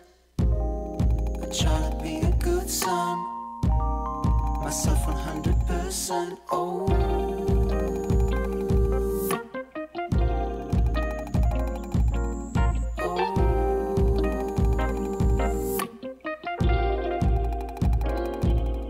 Feel it inside.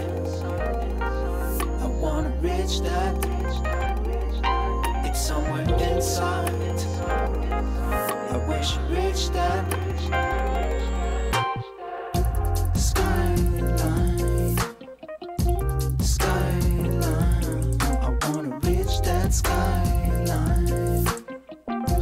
Skyline. I wish I reached that skyline.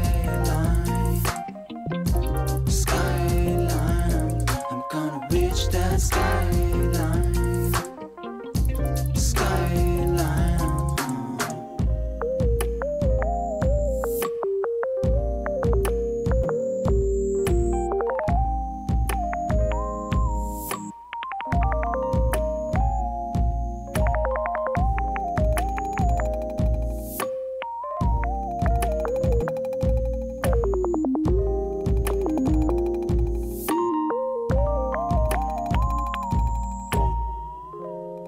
Endless troubles to go through.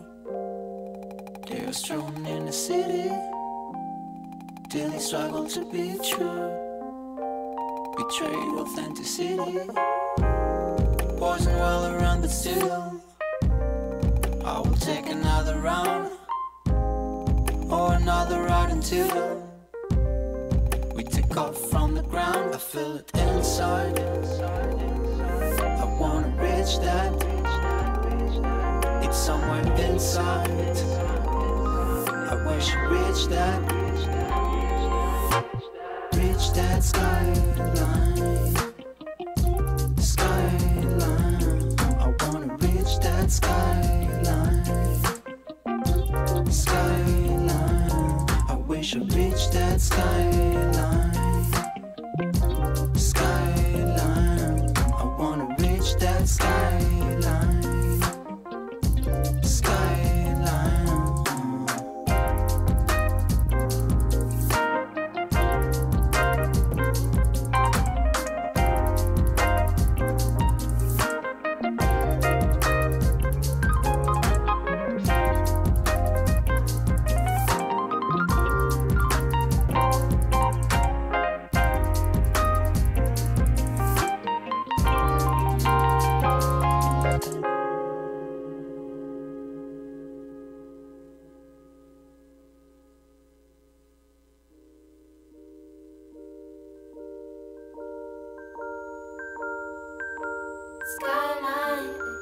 All right, everybody, welcome back to this Monday edition of the Leadership Blend with your host, Ricardo D. Rice, and my correspondent, Simone Cherie. Double R. I'm gonna fire you two because I'm tired of y'all. Every week I have to get ganged up on by you I two. just want to know. Actually, you know what? No, You're a I'm gonna find a third person that Michelle. will be. Do that. Yeah, I probably will be Michelle. You've been on the show with Michelle. Oh, Yeah. you would. Yeah, he's been on the show. He's been on the show with Michelle. Okay. I just couldn't believe you had never been on the show with Michelle. But it might be Michelle. I'm gonna have to get Michelle, and she's gonna have to be the fourth person on the third She was person very on the panel. passionate about that. You because can bring you two Michelle, you can bring over at Pedro, .com. You can bring Over Bring at anybody that you everybody. wanna Bring everybody. And Over let it all of .com. them sit on your side, and it'll be me. Over Simone- it line 'em look, up. .com. Look, me, Simone, and Kyle. Yeah, Rich Kyle. Where's Rich Kyle? We know he only on Fridays. Kyle only does Fridays. Whatever. Kyle's That's like okay. Like I said, whatever. Like I said, I don't have a problem with professionals teaching like business classes at a high school. I don't feel like once you get to middle school and elementary school that they have the understanding to meet the needs of small kids. If I'm you're not just talking- joining us, Ricardo was going to explain what the needs of small children are that are so special that we can't get some actual experts to teach them the things that they need to know. And by experts, they talking about people from the field. So your Yes. little buddy. So a potential writer actually teaching writing and reading or Like, why not? or an in actual elementary and an no. actual Because I scientist. think you're talking specific to the field. I'm talking about the actual subject. Yeah, I'm talking about the field, elementary school, Most middle people- school. In middle school, most people that teach like history and social studies, in middle school didn't study that in college. They never worked in the field. They never do that, especially in middle school and elementary school. Well, that's they what I never said. did it. I'm fine with them being paired with a paraprofessional whose job is to make sure that they meet the needs of these small kids, And the especially needs elementary. are go. But what needs? With elementary school, y'all not gonna do this. Fine. Go. With elementary kids and middle school kids, they have a need for more canoodling. You know, they're just now leaving, especially elementary kids. They're just now at a place where they're not used to being with mommy and daddy every day. So now they have to get accustomed to. They have to acquire social skills that they get from interacting with other kids that they're not used to doing. That's one. Okay. They have other needs, like they have to have lunch at a certain time. They have to eat at a certain So time. if I'm a scientist, I I'm not said- going to let my little biology students eat. It's I'm not going to forget their be- lunch. It's not gonna be my top priority. But it's a No, whole that's the bell. point. You It's a hire them bell as in teachers. I'm not school. saying to hire them to be scientists. I'm saying to hire them to teach science. That's what I'm saying, to teach science. Not to just say, like, listen, you can't go to the bathroom. This is science. That's not what they're But that's there what I'm saying. to When you do. have a class full of elementary kids who are running around ready for lunch and they're not paying attention, a scientist is not going to want to be like, sit down, So they need to do be, that. okay, gotcha. do that. So they need to be disciplined and whooped and spanked. I get Well, all no, of that. I'm saying that's what the paraprofessional's job would be. The science teacher's job would be just to teach science. The paraprofessional's job would be the disciplinary, the other stuff, You know make what- sure they go to you lunch know on what Go ahead, time, go ahead. this whole stuff thing? like that. If That's you- what I'm saying. If you can take people that actually work in fields to teach and then give them tools to teach. Not a 6-year degree with a certificate and all that other nonsense. Here's what I'm getting to the point. Now I really wanted to avoid this because I don't know for my own knowledge, and I hate to speak on things I don't know. However, all the arguments I'm being presented by the academic community seem to appear to me that they believe that if you're a professional, you don't have any business around children. Like, you have no knowledge outside of your own peer view. When you can be an entrepreneur and also know how to, I don't know, pack a sack lunch. Like people don't have one skill set. I don't know why people think that. And I don't know why people think that if you're a teacher and that's your one skill set and you've been taught or learning for 12 years how to teach, that you can teach actual subject. Because teaching, if that's an art form in and of itself, then why are we spreading you across social studies or math or science or It wouldn't be subject specific. right. So it's like, to me, it's like the subject is what we're saying is these kids have no knowledge when they graduate, that they're just like these blank slates and they're losing it out there. So they need more content. Maybe they need less canoodling. Maybe the canoodling is the problem because these kids are soft. Soft. Again, So I'm maybe we're talking doing about too much elementary canoodling. middle. I'm not talking about We need high more school. knowledge. What is a canoodle? Because it sounds like a little puppy. That's real. It ugly. sounds like a lot of Canoodling, babysitting. it's like coddling, I'm hearing babysitting. but That's What a you're problem. That's what you do in elementary school. No, you that's are what you babysitting. do. That's what you do as a babysitter. So now we're saying elementary school is just babysitting. Babysitters. The bulk are- of it. So do you So think then that we don't need babysitters it. make good parents? Then we don't need it. I mean, it's teaching them to go from being ahead. canoodled by their parents to being little mini adults. So do you think that babysitters Adults make don't good get parents? What? Adults never get canoodled. Babysitters. No. Do you think that babysitters make good parents? Like if a babysitter was babysitting and all of a sudden she had to all of a sudden become a parent, do you think she could be a good parent? No, because she's sick of babies by then. Okay, so what makes you think that people that just go to school to get a degree Right. in a subject are actually Yeah. knowledgeable enough to teach Yeah, the some subject? teachers don't have their own kids. I'm not debating the subject thing. I'm just saying I don't think a professional alone in middle and elementary school is enough. Now, in that situation, they need a paraprofessional who's there just to make sure the kids get their basic needs. I think it just depends high on school, the I could care less. The only need I hear is like discipline, maybe. But basic needs. Have y'all been to daycares Basic in elementary needs? schools lately? Because I have. Basic needs? It Are they takes special changing people to do diapers? No, I fight one Special of the kids. patience. I'm an Patience. organizational leadership person. I could teach a leadership class in a high school, hands down. I would not go and try maybe middle school, depending on how it's set up. Because where I'm from, you had 8th and 9th grade was a whole different thing than 7th and 6th grade. Now, if it's set up that way, fine. Because 8th and 9th, yeah, they kind of go with high school in my head.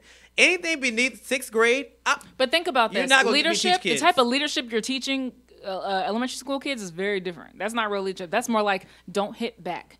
That's the only leadership you get at that age. So there lies that my means point. the content doesn't make sense. Not that you don't make sense. The content doesn't make sense. Just like molecular physics doesn't make sense for a 4th grader. Not needed. so You there don't lies teach 4th in my grader molecular point. physics. So how could we say we bring a scientist in to teach a 4th grade class? But to they're not teach them teaching science? molecular physics. They're teaching age-appropriate stuff. Just because you bring Einstein in doesn't mean he should teach trig in 2nd grade. He Yeah, can but teach is math. Einstein gonna be able to scale that down to a Yes, 4-year-old? you can always scale Yes. down. What you can't do is scale up. Yes. You can always be less than what you are. I don't think you can get professors is- that I'm want to teach serious. like elementary I don't like kids. it when people go to college and then they get a degree in a certain subject, like especially in history, because that's like my thing.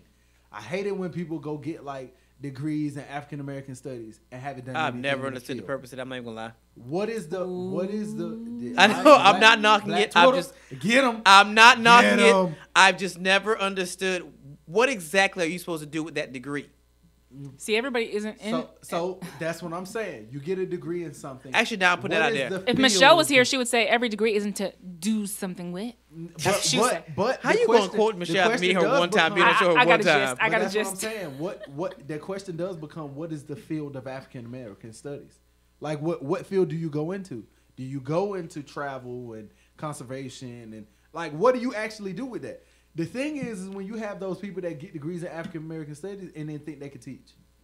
What about the people that are already working in fields of conservation and and why not get somebody that actually works in the field of actually studying and reviving and teaching the African, like being able to do that versus just having a piece of paper? Why not have somebody that do that work? It makes sense. It just makes sense. Look, that's and fine. I can whoop a kid. You can teach me to whoop a kid. Where do I aim? How do I get them to fall in line? First of all, you can don't hit. teach See, me that's that. what I'm talking about. You don't hit kids. I haven't been taught with that, but I don't need. I don't need 6 years to do it. So here's the middle road. Here's where I will meet y'all down the middle because I'm a diplomat. I don't have a problem with professionals teaching classes, Diplomat.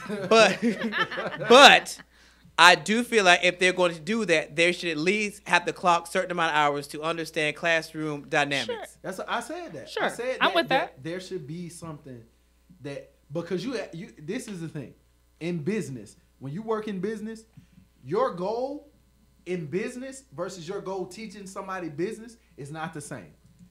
Because my goal is to achieve something. Exactly. Your goal is to learn how to achieve something. Now, it's difficult for somebody that's learning how to achieve to talk to somebody that's achieving on how to achieve. Right. No, I can teach down. Let me teach you how to learn how to achieve. Yeah. You know, entire because you might achieve totally different. You might the way you might go about getting to your goal might be totally different than the way I go. But at least I could teach you the steps that you could take and apply. Like, why not have an actual scientist teach science? Entire MBA programs are being questioned right now for that exact reason, because they believe that you can't teach some of these skills. They believe you can't teach entrepreneurship. That's becoming like a very critically, like a highly criticized idea. How am I going to teach somebody about entrepreneurship? Right. The idea is that all those programs are coming under scrutiny. I mean, as somebody that does, tried to do it with the song, like. He tried to teach you how to be independent. Okay, on that note, we switching gears. That's a good place to switch gears. I'm not doing this with you. But I'm just saying, like, I think that we did come to a little middle ground. It would make sense. I don't disagree with that. I just said they should have to clock classroom etiquette and stuff like that, like the stuff they would not know to run a classroom. Don't beat the because it's not the same thing. All right, so I said we would get to the military. So I read an article that was talking about the selective system, the selective service system, which requires 18-year-old men to register for a potential military draft. And the question came up about women. Should women also be added to the selective service system? Should women be drafted? Should they be drafted? Yeah, should they be able to be drafted like men are? Once they select, because once a man gets registered with selective service system, if there's a military draft, his number could come up. Should we start allowing women to do that? That they also have to register with the selective service system so that if a military draft happens, they could be drafted. Well, I mean, the history behind the draft is like there weren't enough people to fight. I know. So there were people that volunteered, and then when all the volunteers died and nobody else volunteered, they was like, oh, no, we got to do something about this. So we have to have somebody. Hey, go call, bro. You live in that neighborhood, all y'all men got to come. All so again, since women have made such a big thing about their inclusion in military, should they also have to be selected? What? Those dang women. You make it sound like. I'm just saying that we don't like to get drafted. The thought of me having to be drafted But tradition. It would be an honor. This is America, so you have to understand the tradition of the draft in America. It didn't apply to us, so we have to just look at who it applied to and how it applied. So it applied to mainly white men because who gonna take care of them kids? Now, most people in power at that particular time were all men and agreed with that choice that we were not smart enough to take care of these kids the way that a woman could take care of kids. That nurturing factor that women have is natural. Men have to be taught how to nurture most times. especially in that time, because you're talking about white men. They had to be taught how to nurture. So all white men assume they can fight. You believe that. So we're going to come through your whole neighborhood, your whole little town, and we're going to snatch all the men up. And if you're 18, you got to come fight. Look, it was no choice. Now you're saying, like, you have the choice to register, but if you don't, it's a crime. That's now. If you don't register for selective service, like, it's almost crime. So you have to do it. And then, if your number never gets called, then you're good. But if it does, you got to go. I don't think that women now would react the same. I think like hold on, you finna make me do what? In 2015, a 17-year-old sued the New Jersey selective service system because they would not allow her for the right to be drafted. And so Bill Clinton said back in '94 that he would review this regularly because the role of women in the military was always expanding, and women now can fight in combat, but before could not. They were excluded from combat, so it made sense that they would not be selected for the draft. But now that they are, I think that's come up, a couple of times now. They said in 2016 there was a bill that actually passed the Senate, but it died, so it didn't become a bill where women were a part of the draft. So it seems like we're getting closer and closer with more and more failed bills. Eventually, there's one that gets a little bit, further than the last one, a little bit further than the last one. I don't know if that lawsuit went anywhere. Because of the draft, though. Like, when you say draft, that means, like, you are required by your country to actually do this because we called you. Yeah. With most of the women that join the military, they usually join voluntarily. Yeah, now, yeah. Do I think that you should be made as a woman? I don't think that anybody should be made. I don't think there's always been protests. Not with women, but with anybody, period. The problem is that with men, it's required in this country that you register. I think that's whack, but this is America. Somebody got to go. Somebody got to go. Listen. But that's what I'm we saying. We need somebody. Facts. But that's what I'm saying. The history was anybody that live in your neighborhood, if you a man, you got to go. Because who else going to fight? That ain't my fight, cuz. You started that argument, you go do it. that be me a lot of the time. Yeah, the problem sure. is that most of the people that sit in these Senate seats and sit in these houses and the president, most of them can't fight. Yeah, they're too old. You can't fight. You like an old man, your vision gone. You going to be the first one to die. Look. But I think I'm out of that. This is part of the burden. Part of the burden of living in this incredible country. Is yeah, that sometimes you're required to. Limit. Yeah, I know there's an age limit. I'm trying to think, what is it? 18 to 29. 25, I think. 25? Yeah, 20-something. It's 20-something. So between 18 and 20-something, if you don't get drafted, it'll never happen. Oh, thank God. Because you're not about to put no gun in my hand. Oh, no, it was expanded in 67 to 35. I was about to say, I think it goes a little higher than that. It was 25, though, and then it was 35, I think. Yeah, I'm still out of that. Thank God. I'm still out of that. Yeah, I don't think Look, if we get desperate. Then they just desperate because I'm not going. No, so looks like you may. I think that'll only apply if it's domestic. Like if the war comes here, like you're not gonna snatch up all these people that we got all across the world. You're talking about 200,000 people in the same place at the same time, and then other people scattered all across. They're not gonna do that. They're gonna say, well, we got 300 million people here, like already. 400 million people now here, just here. It should be enough of y'all to come fight. No, cause then the first. So the last time I seen something like this was like in like a fake scenario that if there was a war on our soil, who would be the first people to fight? Now, before the draft, the first people that were made to fight were criminals. We're gonna give you a gun. We're gonna put you around a whole bunch of other people that got guns, so you won't feel the need that you could just run away. It don't work like that. And we're gonna put you somewhere where you ain't never been. How does that apply now? If it comes here and you're talking about just 600,000 black men just in jail, just like out here in these streets, you gonna put that many black men with guns in these streets? Here?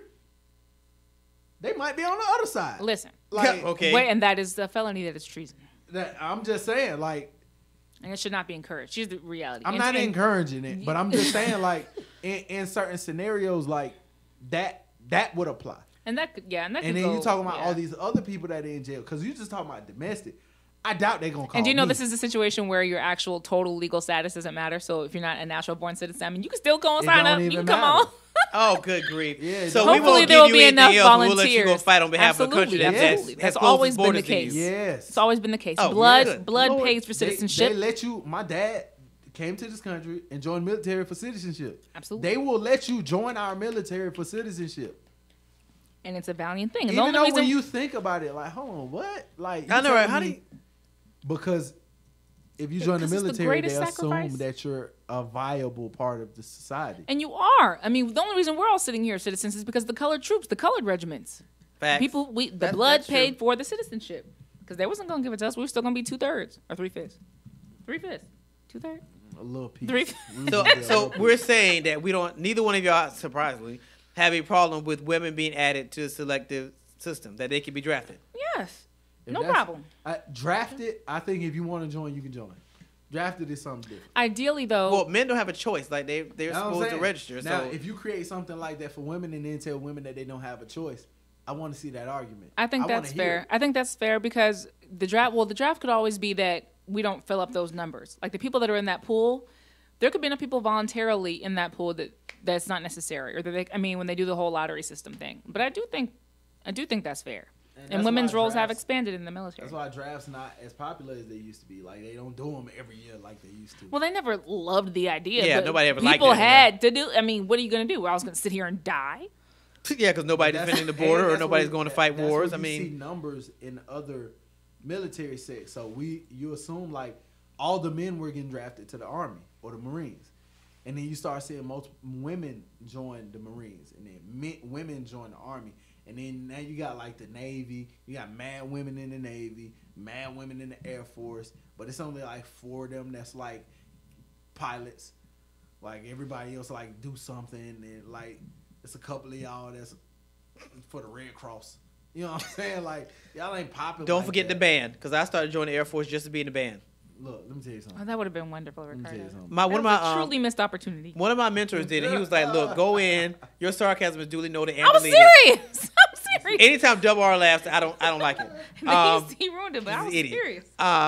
Well, one of my mentors did. He was like, join the Air Force and get in the band. He's like, all we did was play and travel the world and got paid for it.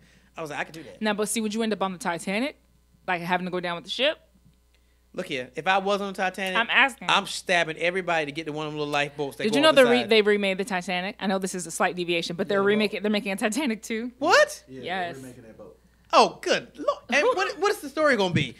Ain't gonna be no story. Wait, We is hope it a not. prequel? Oh, no, is no. it a prequel or a sequel? They're remaking the boat. Yeah, Not not the movie, the movie. boat. Sorry, The boat. the boat. They're remaking the boat, and it's going to take the exact same route Right. that the first one took. Yes, They can do that now, though, right? Yeah, they. Yeah, they can That'd be kill. fine. Yeah, they can kill that many people now. What? No, isn't that whole? Shut up, Derek. They That do- whole thing is different. I'm sure they could do that easily now Yeah, with the they- equipment we have. Yeah, they can. They've People would started just to be. test it. I bet you it'll be another little fire, that little fire thing that y'all talked about on Friday. It'll be another one of those. Idiots will sign up and pay $10,000 a seat just to reenact the Titanic, and they It will should sell be out. ready by the end of this year. Look, let me tell you. Wait, they something. doing it now? Let me tell Yeah, you it's already something. been built. It's been Oh, built for the last Let me year. tell you something. If I drop you in some water that's 13 degrees under zero, we're gonna see how let a rock hit. We talking about like some of the strongest steel on earth to make a boat. Cuz. Yes. And all it hit was some ice. That's all it hit was some ice. And the whole thing went down. Yeah, that's kind of. Rebuilding It wasn't it. even like a real big old piece of ice. It wasn't. It was like a little ice. But only 1/3 of people could have been saved anyway. That's was the real kicker. There wasn't Yeah, you enough talking about lifeboats 10,000 for anybody people on a boat, you can only save a third. at most, and they didn't because the boats weren't all full because they had to separate it by class. So Oh yeah, that this part. Titanic 2 is going to cost $895 million. $895 million that's been spent by somebody so rich and so bored that they want to rebuild the Titanic. Who would get on a Imagine boat how much- called but Titanic? Imagine how much they promise gonna you, he'll make his money 2 times over.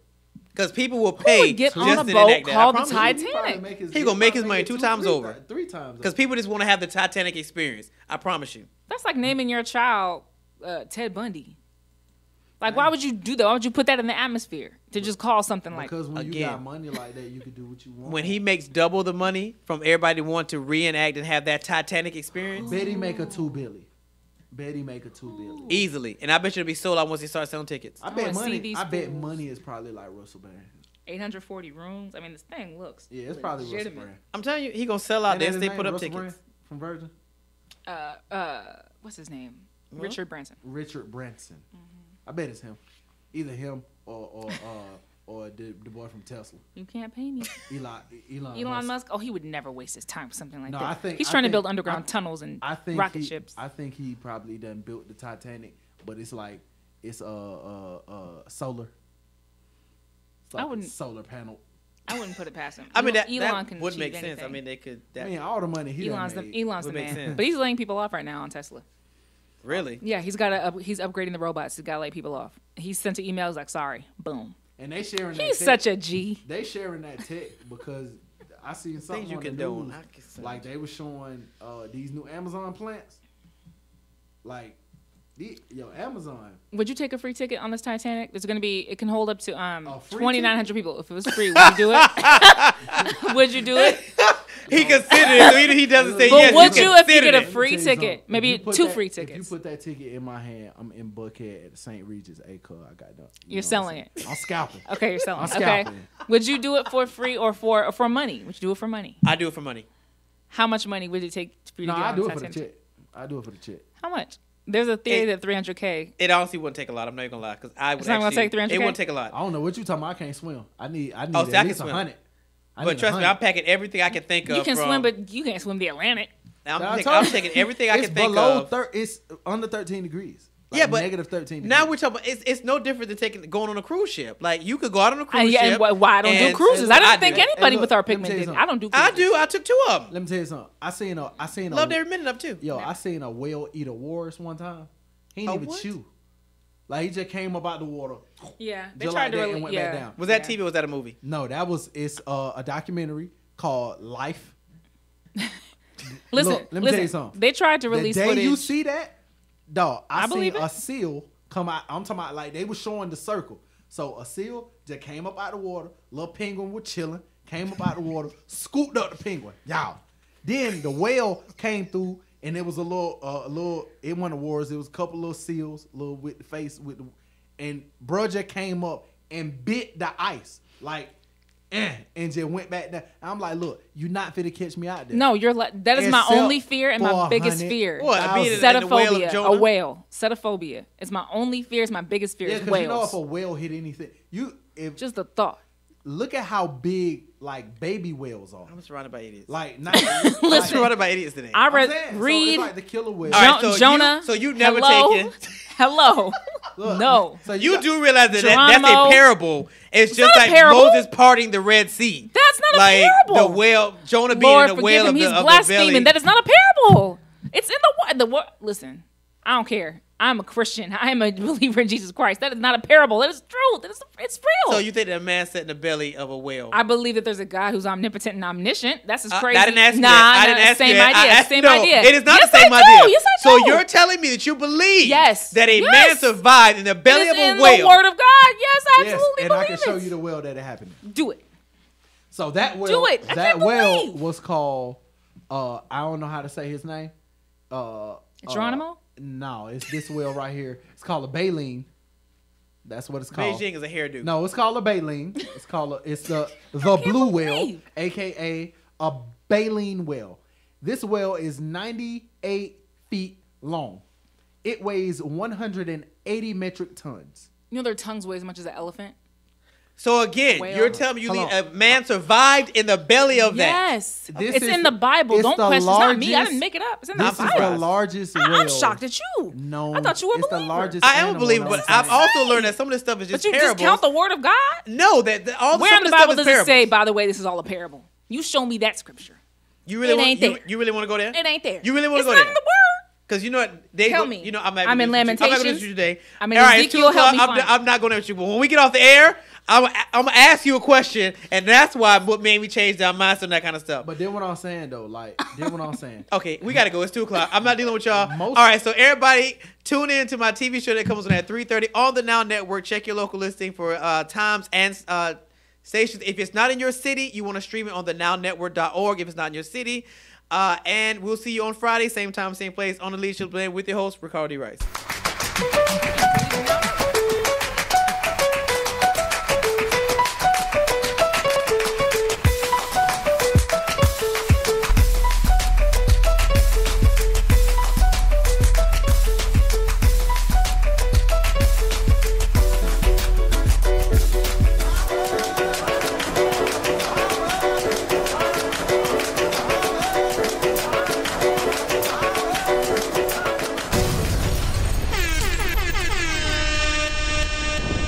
BNX Radio.